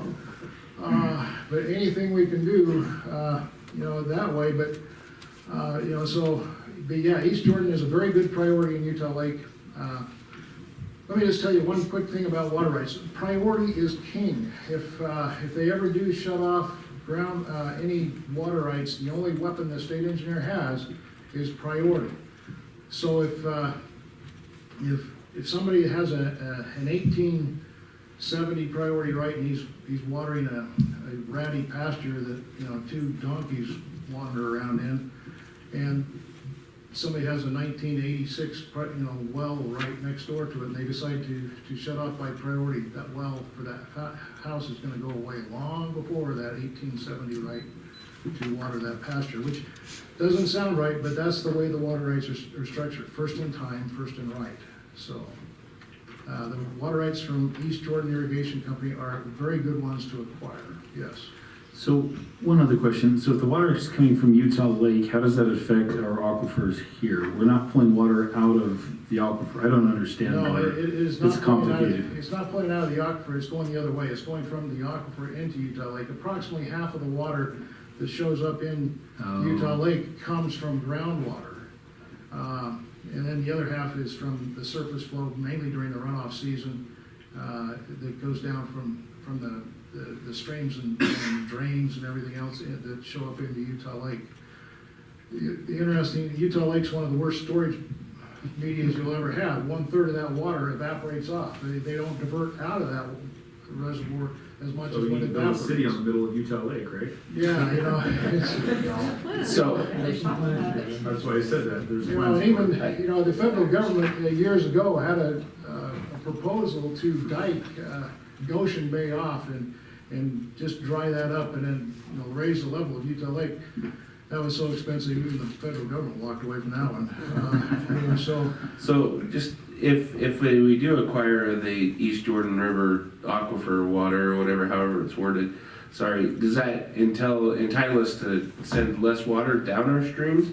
Because I know that right now we're obligated to send a certain amount past our own storage ponds before we can start to collect it. right, now that comes out of, you know, the rights mainly in Petite Neat Creek, because there's some other right holders on Petite Neat Creek who have some rights that you have to go down and have to make that up. And so you can only store water once they're fully satisfied. The East Jordan Irrigation Company rights, those are storage rights in Utah Lake. And so, yeah, you know, those have to be satisfied. In fact, for storage rights in Jordanelle Reservoir and Deer Creek Reservoir, all of the rights have to be satisfied in Utah Lake before they can store anything. The Central Utah Water Conservancy District, at a great expense, brings water over out of Strawberry Reservoir every year and drops it into Utah Lake just so they can call that storage that they've stored in Jordanelle Reservoir theirs.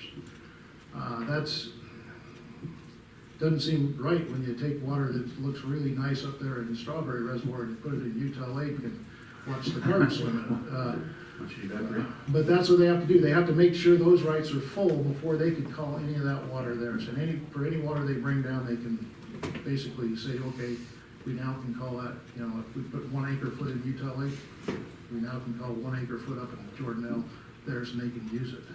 If I understand it right, and maybe I'm wrong, but what this would allow us to do is to take more water out of the aquifer. This would be, you know, change out, yeah, what they call these things are change applications. You change your point of diversion from diverting water out of Utah Lake to diverting water out of the groundwater that's on its way to Utah Lake from a well up in your area. Yeah, so yes, this would take water rights, so they no longer can divert that water down East Jordan Canal for irrigation in Salt Lake Valley. You would take this water, divert it from the wells up here and use it for municipal purposes, and you get a big bunch of that back through the sewer system and through recharge from the irrigation on lawns and gardens here as well. So who's the Mount Nebo crew? What does that consist of? That was an organization that was created a few years ago that includes Spanish Fork, Salem, Payson, Highline Canal, Central Utah Water Conservancy District, and Santa Quinn, Goshen. Santa Quinn, Goshen. Geologists were added on as the board, and the Goshen Valley Yeah, local GBLD, it's the Goshen Valley Local district. Local District, which That's is basically the LDS it's church the LDS church. out there. So that was organized to try to make sure that the water in our area is put to the best use, and that we could maybe share water with the cities. If some cities have problems, we could move water around and make sure we're all taken care of. So that's, we are part of that group. We actually have a board meeting Monday morning. I'm sure we'll talk about some of these transfers on that meeting as well. But as Jim talked about, I just wanted to clarify, our ordinance currently does require the developer to, if he wants to get some of this water, he has to prove that there was no water there and that he has no way to find the water. Sometimes on a one lot subdivision, there's some infill lots. We don't make them go through that because it's very little water, they can just go purchase that. But most subdivisions have to show that there's no water and they made a reasonable diligent effort to find water before they would be allowed to go out and purchase this type of water. You know, it was interesting, Ross Welch from that development area, I know Ross, I've done work for Patterson Construction, he was asking me, where can I find water to get into Payson City? Well, you know, and they have some other water rights that they could move down here, but they're not in this immediate area. You know, so they would, whether it's coming out of groundwater rights, which they have up in the Highland area, they could actually do those too here, but I don't know if there's anything on that property now or not. But They do have some. so, yeah, that would be the first thing you'd want to use. Any questions? We just want to have a discussion on this, if you have any thoughts or. I have a couple thoughts on it. To me, water is king. That's what's going to limit any development is the water we have. So if we have an opportunity to bank water, I would take any opportunity we can to bank it. If they want to bring it here and bank it, I think we ought to seriously look at that. But I'd also like to talk to Mount Nebo Group and see why it is they don't want us. Yeah, I think we're going to have a discussion on Monday because there's one of the participants of the Mount Nebo just filed to move some water into the wells down in this area. And Hanson, Allen, and Luce, the engineering group, they've been doing some studies for Mount Nebo. And so there's some concern there, so I'm sure it's going to come up on Monday. And we'll have some discussion. Brad, I don't know if you're available to go to that meeting, but it's Monday morning at 7:30. Just here? Or where's it at? It's in Salem City. We're at in Salem City. The city office.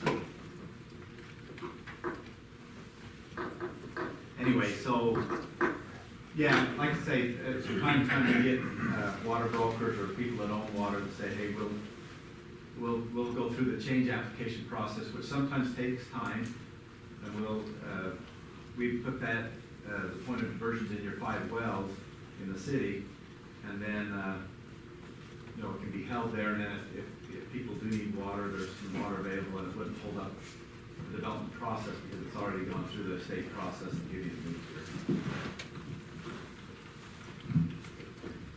Any other questions for Jim? We have a comment, Bernie, If you don't mind, I appreciate the opportunity. A few years ago, Payson City was giving the go-ahead to use the sewer effluent, utilize it. Santaquin is using the sewer effluent and then charging the aquifer with it and banking the water. I don't think that's the answer. I think that's you're opening yourself up to a whole can of class action lawsuits down the road, but that's another story. I think that right now, with the water situation, it'd be really good for the council to look at the idea of using our sewer effluent in our PI system. It's good water. You talk to the sewer superintendent, he says, hey, that's clean enough to drink. I've challenged everyone I know, well, here's a glass, let's see you take a slug. It won't do it. He will. It just grossed me out. But what I'm saying is that we haven't done that. And that's I think about 1 million gallons that we could utilize into our system a day. You know, that's an interesting thing. I think we got to be very creative in how we, you know, and also very very conservation-minded in how we look at water in the future.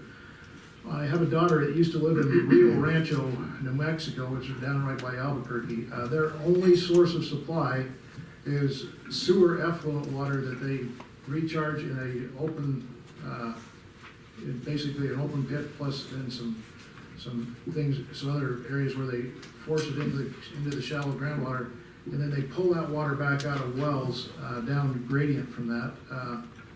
But virtually everybody drinks bottled water because it tastes pretty nasty. But it definitely meets drinking quality, drinking water quality. And that's their only source of supply. I hope we don't get to that here. And everything down there is brown. It would cost my daughter to irrigate a pasture, a piece of grass about the size of this table, along with about 8 or 10 trees, about $200 to $300 a month during the summer to water that. And I'm going, give it up. It's not worth it. Yeah, painted, went down to AstroTurf, and she tried AstroTurf, and it was too hot for her kids to even walk on. But I hope we don't get to that. And I like the idea of large lots because that gives us a buffer zone also for some additional water that we could pull back if we had to, if things were bad. Like in South Africa or in Johannesburg, they're limiting people to 4 liters a day per person because they are out of water. I hope we don't get to that point. I hope we plan far enough in the future so that we have the resources out there. And that's why I think we need to start monitoring the groundwater levels more in here and start watching that. And so if it does start to decline, let's see where we go from here, and start looking at it. But right now, I am not concerned in this portion of South Utah Valley. I think you could still take some additional water. The last time I looked at it, it's been a few years ago, there was well over 80,000 additional acre feet per year that could be diverted from the groundwater in South Utah Valley without causing a problem. Just one comment, Mayor Bill brought up, we were the second application in the state to use our sewer fluent. We do have approval to put that in our PI system. Back then, because it was so early, one of the stipulations, we had to go retrofit, put purple hose bibs or whatever, so that citizens would know it's not drinking water. We didn't do that because of the cost. Most of our sewer fluent's being used by the power plant, but there is some that we can use. I think we need to approach the state because now they've become more efficient, I guess, in their approvals, and the later approvals for sewer fluent haven't had that requirement. Right. And if they would release that requirement, we could probably put some in the pressurized irrigation. It is good water, it can be used there, the access. Yeah, because I know there are people downstream from where the sewer plant comes out that are enjoying that water being down there and irrigating with it. So I've run into a few of those. Yeah, we would have some issues there. But they understand that eventually that's going to go away. So do we need a vote on this? We don't need a motion or anything. If your thoughts are similar to Councilman Hewlett, that we look at whatever water. Use the water. We'll take a look at those requests. But we probably should start monitoring our wells more closely. Okay, Jim, thank you for your time and knowledge.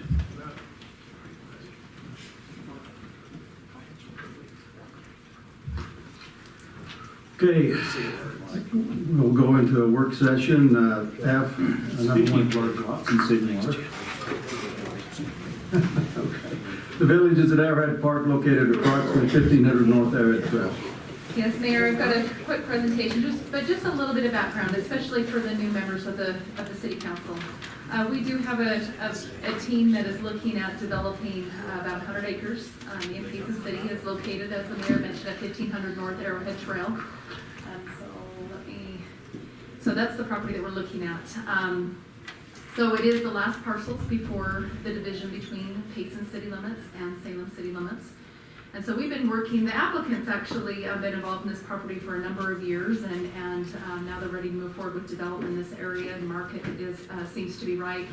So they've looked at putting together a master plan for this 100 acres to determine what type of housing product would be there, the mix of housing product, how this area will be improved, because there are some limitations on the property. There's a lot of wetlands. There's Bear Creek that runs through the property. And then also, as you can see, it's fairly removed from the existing development in Payson City, even though it's in our municipal boundaries. So they've been working on this for some time. They've put together a number of conceptual layouts that would work for them, that they've looked at for engineering, that they've discussed with staff, and they're ready to move forward with their first phases. But recognizing that there's been a change with the decision makers on the city council, we felt it would be beneficial to give you an overview of the development, what they're looking at, the first phases that they will be working on. There has been some changes from when the previous city council looked at this, and we can point those out as well.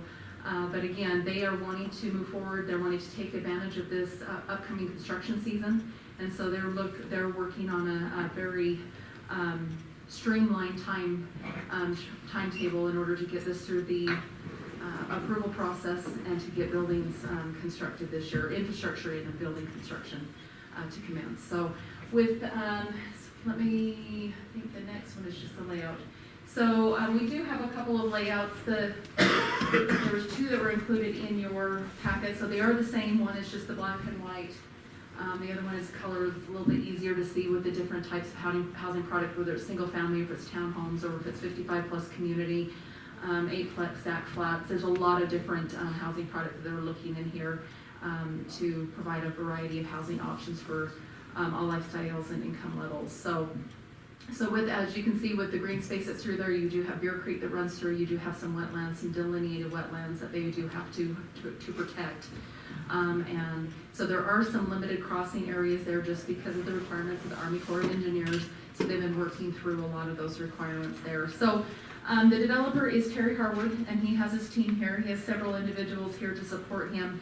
I'm not sure who's going to take the lead on this, but we did just want to give an overview of the project, their plans for the first phases, maybe some timing to give you guys a little, to bring you up to speed as we start moving forward with the approval process.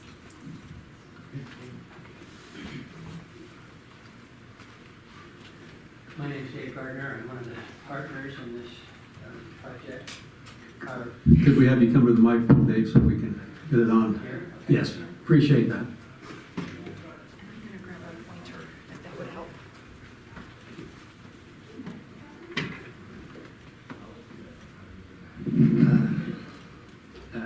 As I said, my name is Dave Gardner. I'm one of the partners in this project.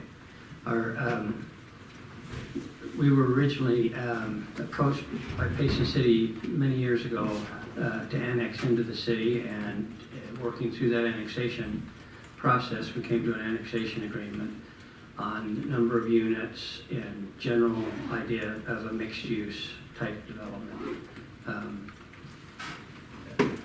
But the market wasn't right for us with the growth we've had over the past few years. Even though we're still quite a ways out from infrastructure, we feel like it's a good time to proceed with at least the first phases. Our first phase are subdivision lots right here, and these are townhomes. So we would have two products in our first phase, and that first phase would actually be broken down into some subphases. We would have to bring in sewer and pressurized irrigation lines from quite a ways out, but we've calculated that into our overall costs on the first phases. Future phases would be more subdivision lots, different types of townhomes. These are urban townhomes, these blue ones. These are stacked flats. And we have an area for 55 and older that we think would be a good market. That's probably a market we could do right now, but this is not. This is regular townhomes. Primary buyers in that are young families. So one thing I know is that the future phases will change because as we get into it, the builders that we'll be working with are going to have some ideas that they want to incorporate.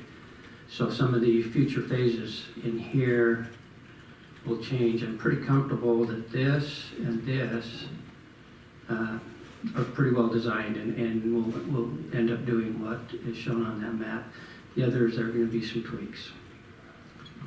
So, can't remember the total number of units, it's 600 and something.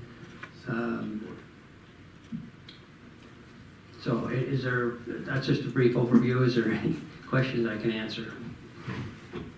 Planning on putting sidewalks on both sides? Yes, Okay. Just making sure. on the public streets, yeah. Okay. Previous conversation. It's 653 total units.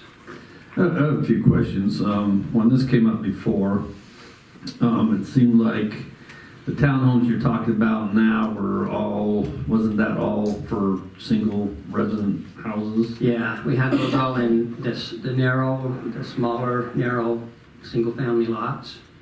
We feel like the market's stronger for the townhomes.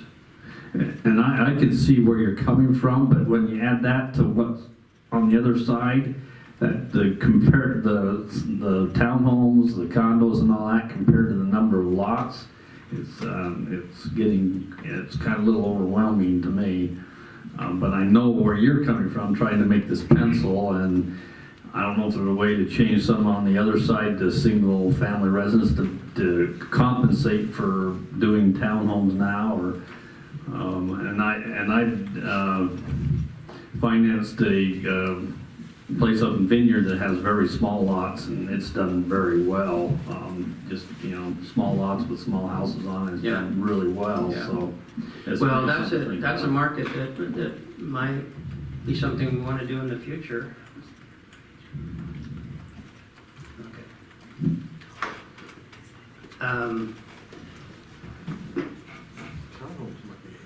But we felt like the narrow lots, the narrow, deeper lots laid out better for a retirement type market, and we didn't want to hit that market right now. We wanted to hit the young family market, so that's why we took this change. Now, to keep everything in perspective, our original annexation agreement was a total of 643 or 34 to 840. So that was the range that we were when we were annexed. So we're on the low end of that range already.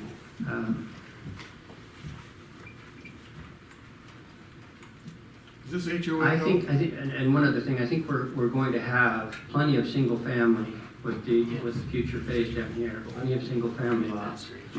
And in fact, as far as the ratio of ground to single family, it's about a third of that. Right, yeah, I understand the ratio of ground, it's just that it would be nice to have more. Larger, single lot. Yeah. And we're excited that you're working and trying to do something, and don't get me wrong, I'm just trying to get the right mix that fits what we're trying to do, so.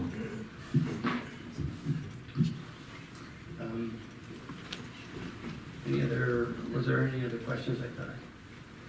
I'd just like to add something on my part. We appreciate the flexibility you've shown. I know that one of the concepts, there was not as many exits and entries as there are now, and we appreciate that flexibility. Yeah, we have respect for the staff.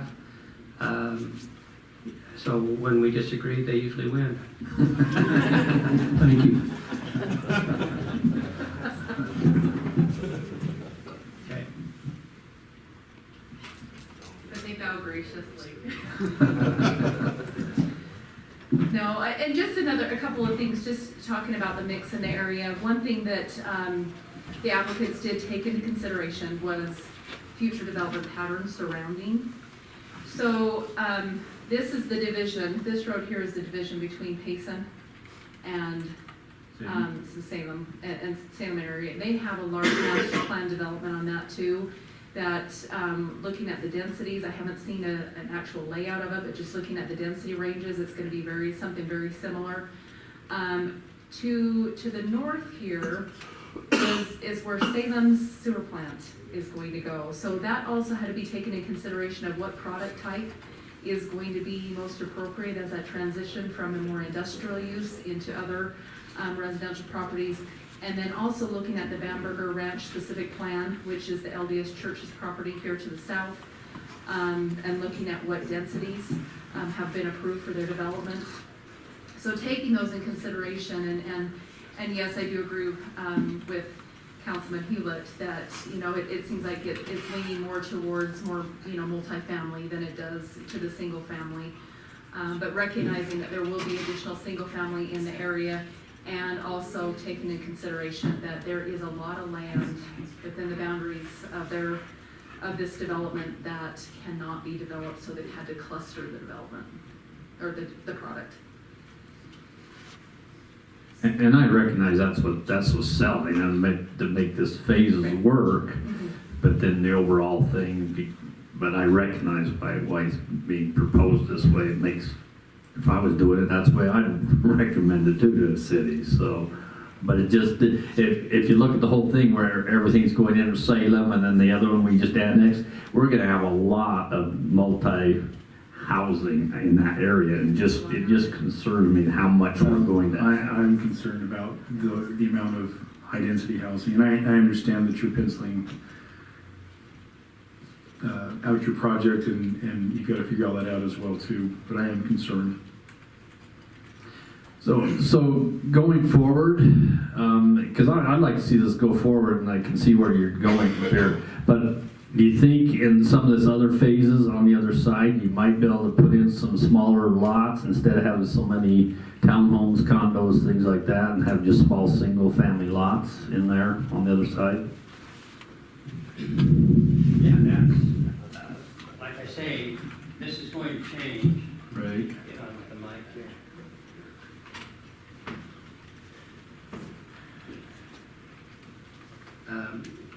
The one thing I'm confident is these other areas over here I think this is a 3, 4, maybe even a 5-year project. Sure.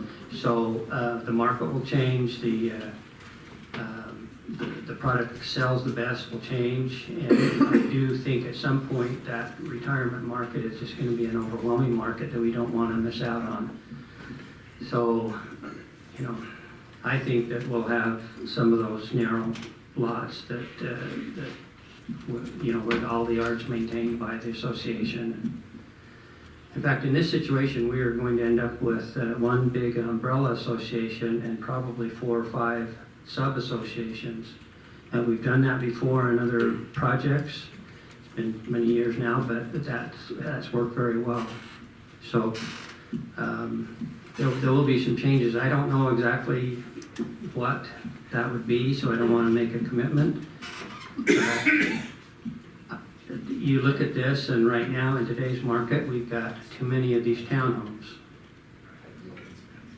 But I don't want to take those out just yet. Right. Okay? So I have another question for you. I can't remember the amenities that were going in, and what phase are they going in? The what? The amenities. We're putting in all this wetlands area. The trail system here is coming in the 2nd phase. This trail system here is coming in the 1st phase, all the way down to where this road crosses the Bear Creek. And again, I don't know how you change a name on a creek. Is that something the city can do, or? Seems like it ought to be changed. I'd like it changed. You can't. Oh, You can't? okay. I don't think so, because it's named way away from here. So, and at the single family, there really aren't any, there's no clubhouse or pool or any amenities like that. It's a single family subdivision. These townhomes, we don't have a clubhouse or pool either, because the young families that we would be targeting, that's not an important issue for them. Right. Did you, one time I thought you were talking about a pavilion down in the open space. Yeah, down in here. You know, people to come down and just enjoy the open space. Yeah, these areas here that are the lighter green, that's open space, but it's perfectly good property. The one that's crosshatched, that's delineated wetlands, and we have to leave that alone. But yeah, there'll be some gazebos and some exercise points where somebody's just walking along, they can do their sit-ups or whatever. I'm not very familiar with exercise.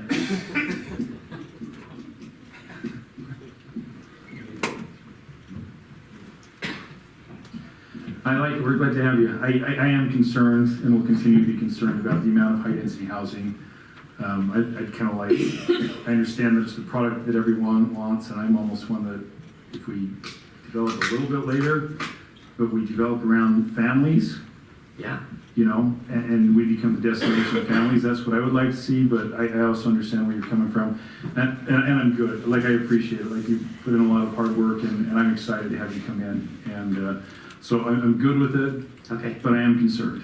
okay. If Let me that just makes any say sense. that you've got a great potential for future commercial out in Yes. this area. And number of houses in a certain radius Right. is critical Right, to attracting the right type of commercial. right. So, Yeah, no, it'll be a nice development. Thank you. Okay, So unless there's any other direction you want to provide to staff, it was just a discussion and an update, and we'll just continue working with the applicants on the entitlement process. We're excited.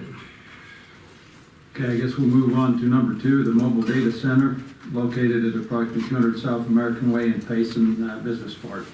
Go ahead, Dave.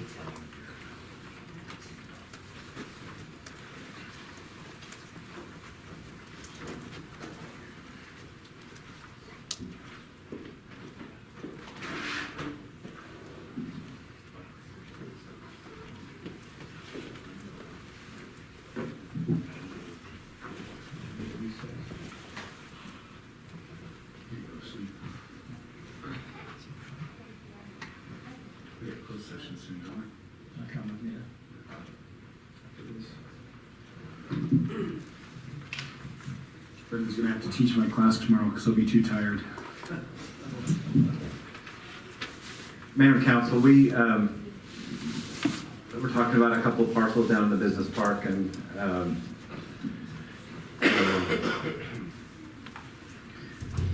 the property owners, we just closed on the property on the north end. We had a real estate purchase contract. You have that little narrow neck of land right by the road that we parcel off to keep to landscape. But we parceled those other 2 lots, and we just closed on those, Craig Anderson. And what they'd come in and talk to council. They were gonna start one of the buildings within a period of 18 months. They came in with a proposal that they would like to utilize that other parcel to have a data center, business mobile data center to utilize while they're building the other building, and maybe up to a period of 3 years. And I'm showing a picture up here of what these data center. Turn your head sideways. Yeah. What's that? Turn your head sideways. Yeah. Yeah, I'm a little bit challenged here on technology. I'll get my grandson over to help you out. Yeah, you might have to. Let me see how I can rotate this. View. There. Okay. There you go. No, again. That's good right there. So that's one of them. Here's another picture here. But the idea is that they would mobilize these mobile data centers and put on the property, and they would connect to our power. That's mostly what it'd be used. They use quite a bit of power and electricity. So when they came and met with the DRC group, the current ordinance in the business park does not allow this. There are standards that building on the separate lots, and we informed them of that. But we tried to find a way that maybe could help be conducive. They're going to start submit plans and start their first building on the lot, but they would like this on the second lot for a lease period of time. As we talked about it with our group and with them being present, the only thought, we said we could bring it to the council for a work session and see what your thoughts are. The thought that maybe be plausible, we haven't looked at any language yet, is that maybe while that other building is being built for a temporary period of time, but not 3 years, maybe a period of time they could utilize that space, and then when the building's finished, they could move these units inside the building and have that as one of the tenants. I know these are built for mobile units. They can be put on there, they can be pulled out very quickly. But that was one of the things we thought maybe we'd have discussion with the council. I thought they'd be here, but I don't think they're here. So anyway, this is what they are. They were gonna, Jill, do you remember how many units they said they were gonna put on the? Oh, Jill missed out on the discussion. Travis, you don't remember, do you? How many units they were gonna bring on? I wasn't at that meeting. Oh, So, who's gonna staff these units? They're not What? staffed. They're not staffed, they just run independently. They would fence it, they would have some security fencing there, but they would utilize these for a period of time. And the owner of this business said they're mobile, they could be pulled out very quickly. But currently it's not allowed in the zone. They are mobile. I know property owners out there have concerns. They've had to build to certain standards, and now to allow some mobile units, that would be a concern to some of the business owners. And so we just wanted to open it up and see what your thoughts are. I know the owners of the lots wanted to know what your thoughts were. We think it's a great business, in certain areas. I just don't know if the business park's the best place for it. They do utilize a lot of power.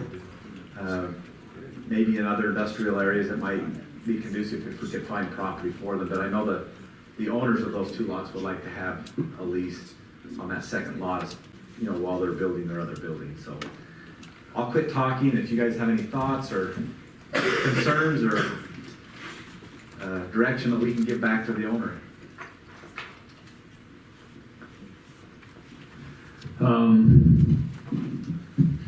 It's a challenge, because what they are. I guess I don't have a huge problem. Probably if we know they're very temporary, and they're fenced with a fence you can't see in there and see what they are. Better write down your thoughts. But I would think like a year, and while they build the other building, and since they're temporary, they'd have to go within a year. We're just trying to help them out, but while they build a building, but. Can't put them up until they start construction on the first building. And then once that building's done, they've gotta go. And again, with the wall, you can't see them, so they're sheltered from everybody else, so. These are pictures of them opened up, but they're designed to be the size of a container. They look like containers. They look like an ugly container, And yeah. that's exactly what you'd be seeing out there. Those will be if white, there's they more said. than one, it'd be a row of containers. That's their advantage or selling point is that they're mobile and a diesel truck can pull in and haul them off. But that's what they look like, is a container. But that's why I don't want to see these. So if they're there, they're unseen by anybody driving down and through the business park. One other thing is, since they aren't attached, how do property taxes work on these? Is it taxed as equipment that depreciates really quickly, or they already depreciate, or does it go with the land? There could be some property tax or some kind of tax. With the school district gets most of it, but these got to be like $1 million things, I'm thinking. They're approximately $1 million for each one, so that's a pretty big hunk It of seemed like money they sitting wanted to there. put in several. Yeah. Don't data centers use a lot of water? No, They there's don't a lot use- of power. A lot of power. But don't they need water to cool? No. Not these ones. How do they He cool? was adamant that there was no air conditioning on them, and That's what these are. and he just said that they open them up and there's no actual physical air conditioning of them in any manner. Do they stack them? Not that we knew, not that they Didn't said. ask that question. I think it's a different process they do. They're just doing, I can't remember what they call it now, but it doesn't create as much heat as the actual computers and all that. We can get more information if you want. I just didn't know if you were even amenable to saying for a very temporary Because, we would have to change the zoning, and you would get some calls from business owners, and, Well, I think you, as part of the process, you reach out to the business owners and talk to them and let them know what and why. yeah, we'd have to get some language, and then we'd have a public hearing. We'd have to go through the process to change, but yeah, Well, I think you can even talk to them along the way, though. yeah. Like, public hearings, sometimes people get busy and they don't show up because the day that the public hearing is, they've got a vacation or whatever. I would talk to them along the way, but I think off the top of my head, they don't look any worse than a building under construction. So if it's there while a building is being built and it's gone when the building's done, I don't know that looks any worse. Than a dumpster. Right. So I would be okay with that. So are you of a similar mind to Councilman Hewlett, of 1 year is maybe the limit? I would say as soon as it's been built, they have to move in. Like So as there's- long as it takes to do the building? Is there a time limit on the building, so we're not like building it for 25 years? Gonna put a shingle in this week and a shingle in next week? I would put a maximum on whether the building's finished or not. That's gonna They make. can't just that's drag gonna on the make- building. Right, forever. and we can also revisit that, like if they say, hey, we've only got a month left and we can see, we could probably make, Well, is that something that would need to be changed for The ordinance would- code? The ordinance are have to gonna be be like changed. incorporated into their building permit, that they're allocated this, they can have these containers during building, or? Right now, the ordinance does not allow this type of use on the, so what does that do to the other, if you change the ordinance, what happens with the other business owners in the area? Do they all start putting on temporary sheds and, like, how does that work? well, it depends on the use that's there, but yeah, if, you can't allow it on one property, you have to allow it on all the properties there in the zone. Is there any other place that they could put it? Not in the business part. Is it associated with the business's building there or Yeah. not? No, they're just spec buildings. No, they want to lease their other lot. They just want to, the lot's there and they want to lease it. Yeah, they own 2 lots, they're gonna build on the one immediately, but they wanted Okay, so to then it utilize. has nothing to do with they own that quote vacant lot. Maybe they just wanted a revenue stream while they're building their building. I don't blame them. I'm curious, have they no idea? They showed a lot of fans in there to cool them. I mean, it sounds like a giant fan. It was talking like that. I'm just curious. It uses a lot of power, and yeah, I don't know, I think we asked them where they have, I think the closest facility they have is in Montana. Maybe the mayor will I think take us up there to take a look at it. I think that is a good point, though, is we ought to find out what the sound's like. Because it could be You showed very, a whole bunch of fans Yeah. there, and I understand Yeah. what it takes to cool down something like that. I find it interesting that it doesn't pertinent to what's being constructed there. I don't know that it behooves us to allow it if it's not something that they're gonna move into their own facility and use it. I don't know if they're gonna wanna move down for a year, but. And they've subdivided, and so they're building on this lot, and this would be on a vacant Separate lot. lot. And so that's even another iteration of non-compliance. Well, and that's something that would have to be addressed in the ordinance, because there's no building on there, and usually, you have accessory uses, but this is just a vacant lot, so we'd have to do some we'd have to tweaking. craft the language really well. We'd have to make the language to see if it fit. But You know, I've talked to a lot of those businesses that, all the extra things they've had to do. I think you're gonna have some bite back about that. I mean, I can understand, they wanna be making some money while they're building that. There's gotta be some place they can, I mean, we're not gonna make the money though if we put it someplace else, but you're gonna have some really upset people out there in the business park because they've went and met your standards, and this is not even meeting this, not even close to meeting the standard, and then you have, we're gonna change it just for these people, so are we gonna change it for everybody when they wanna change? everybody in that zone. Yeah, that's kind of what I. Well, and we told them that, their standards that the others had to adhere to, and that's why we wanted to bring it to you. If there's no appetite for this, we'll just tell them, no, there's no use going through and doing the language and going through the process if you're really not interested. talk to the business owners first and not at a public hearing. I talk to business owners, I'm probably a little different, I don't think when they know it's temporary, the year, it's not gonna affect what they had to do anyway, because if you're building a building, that's totally different. These guys are gonna have the same standards for building their Yeah, building. the standards for the building will be the same. Right, that's not gonna change. It's just, is it an empty lot that just sits there? No, I would, I would just talk to them. yeah, I would talk to them too. You know, if they're for it, I'm totally okay with it, but Okay. Yeah. Good direction.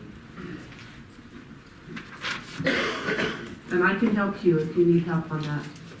I'll be Okay. more than willing to talk. Yeah, we'll probably send out a letter and maybe invite them to a meeting. I kind of see it looking like it might open a can of worms.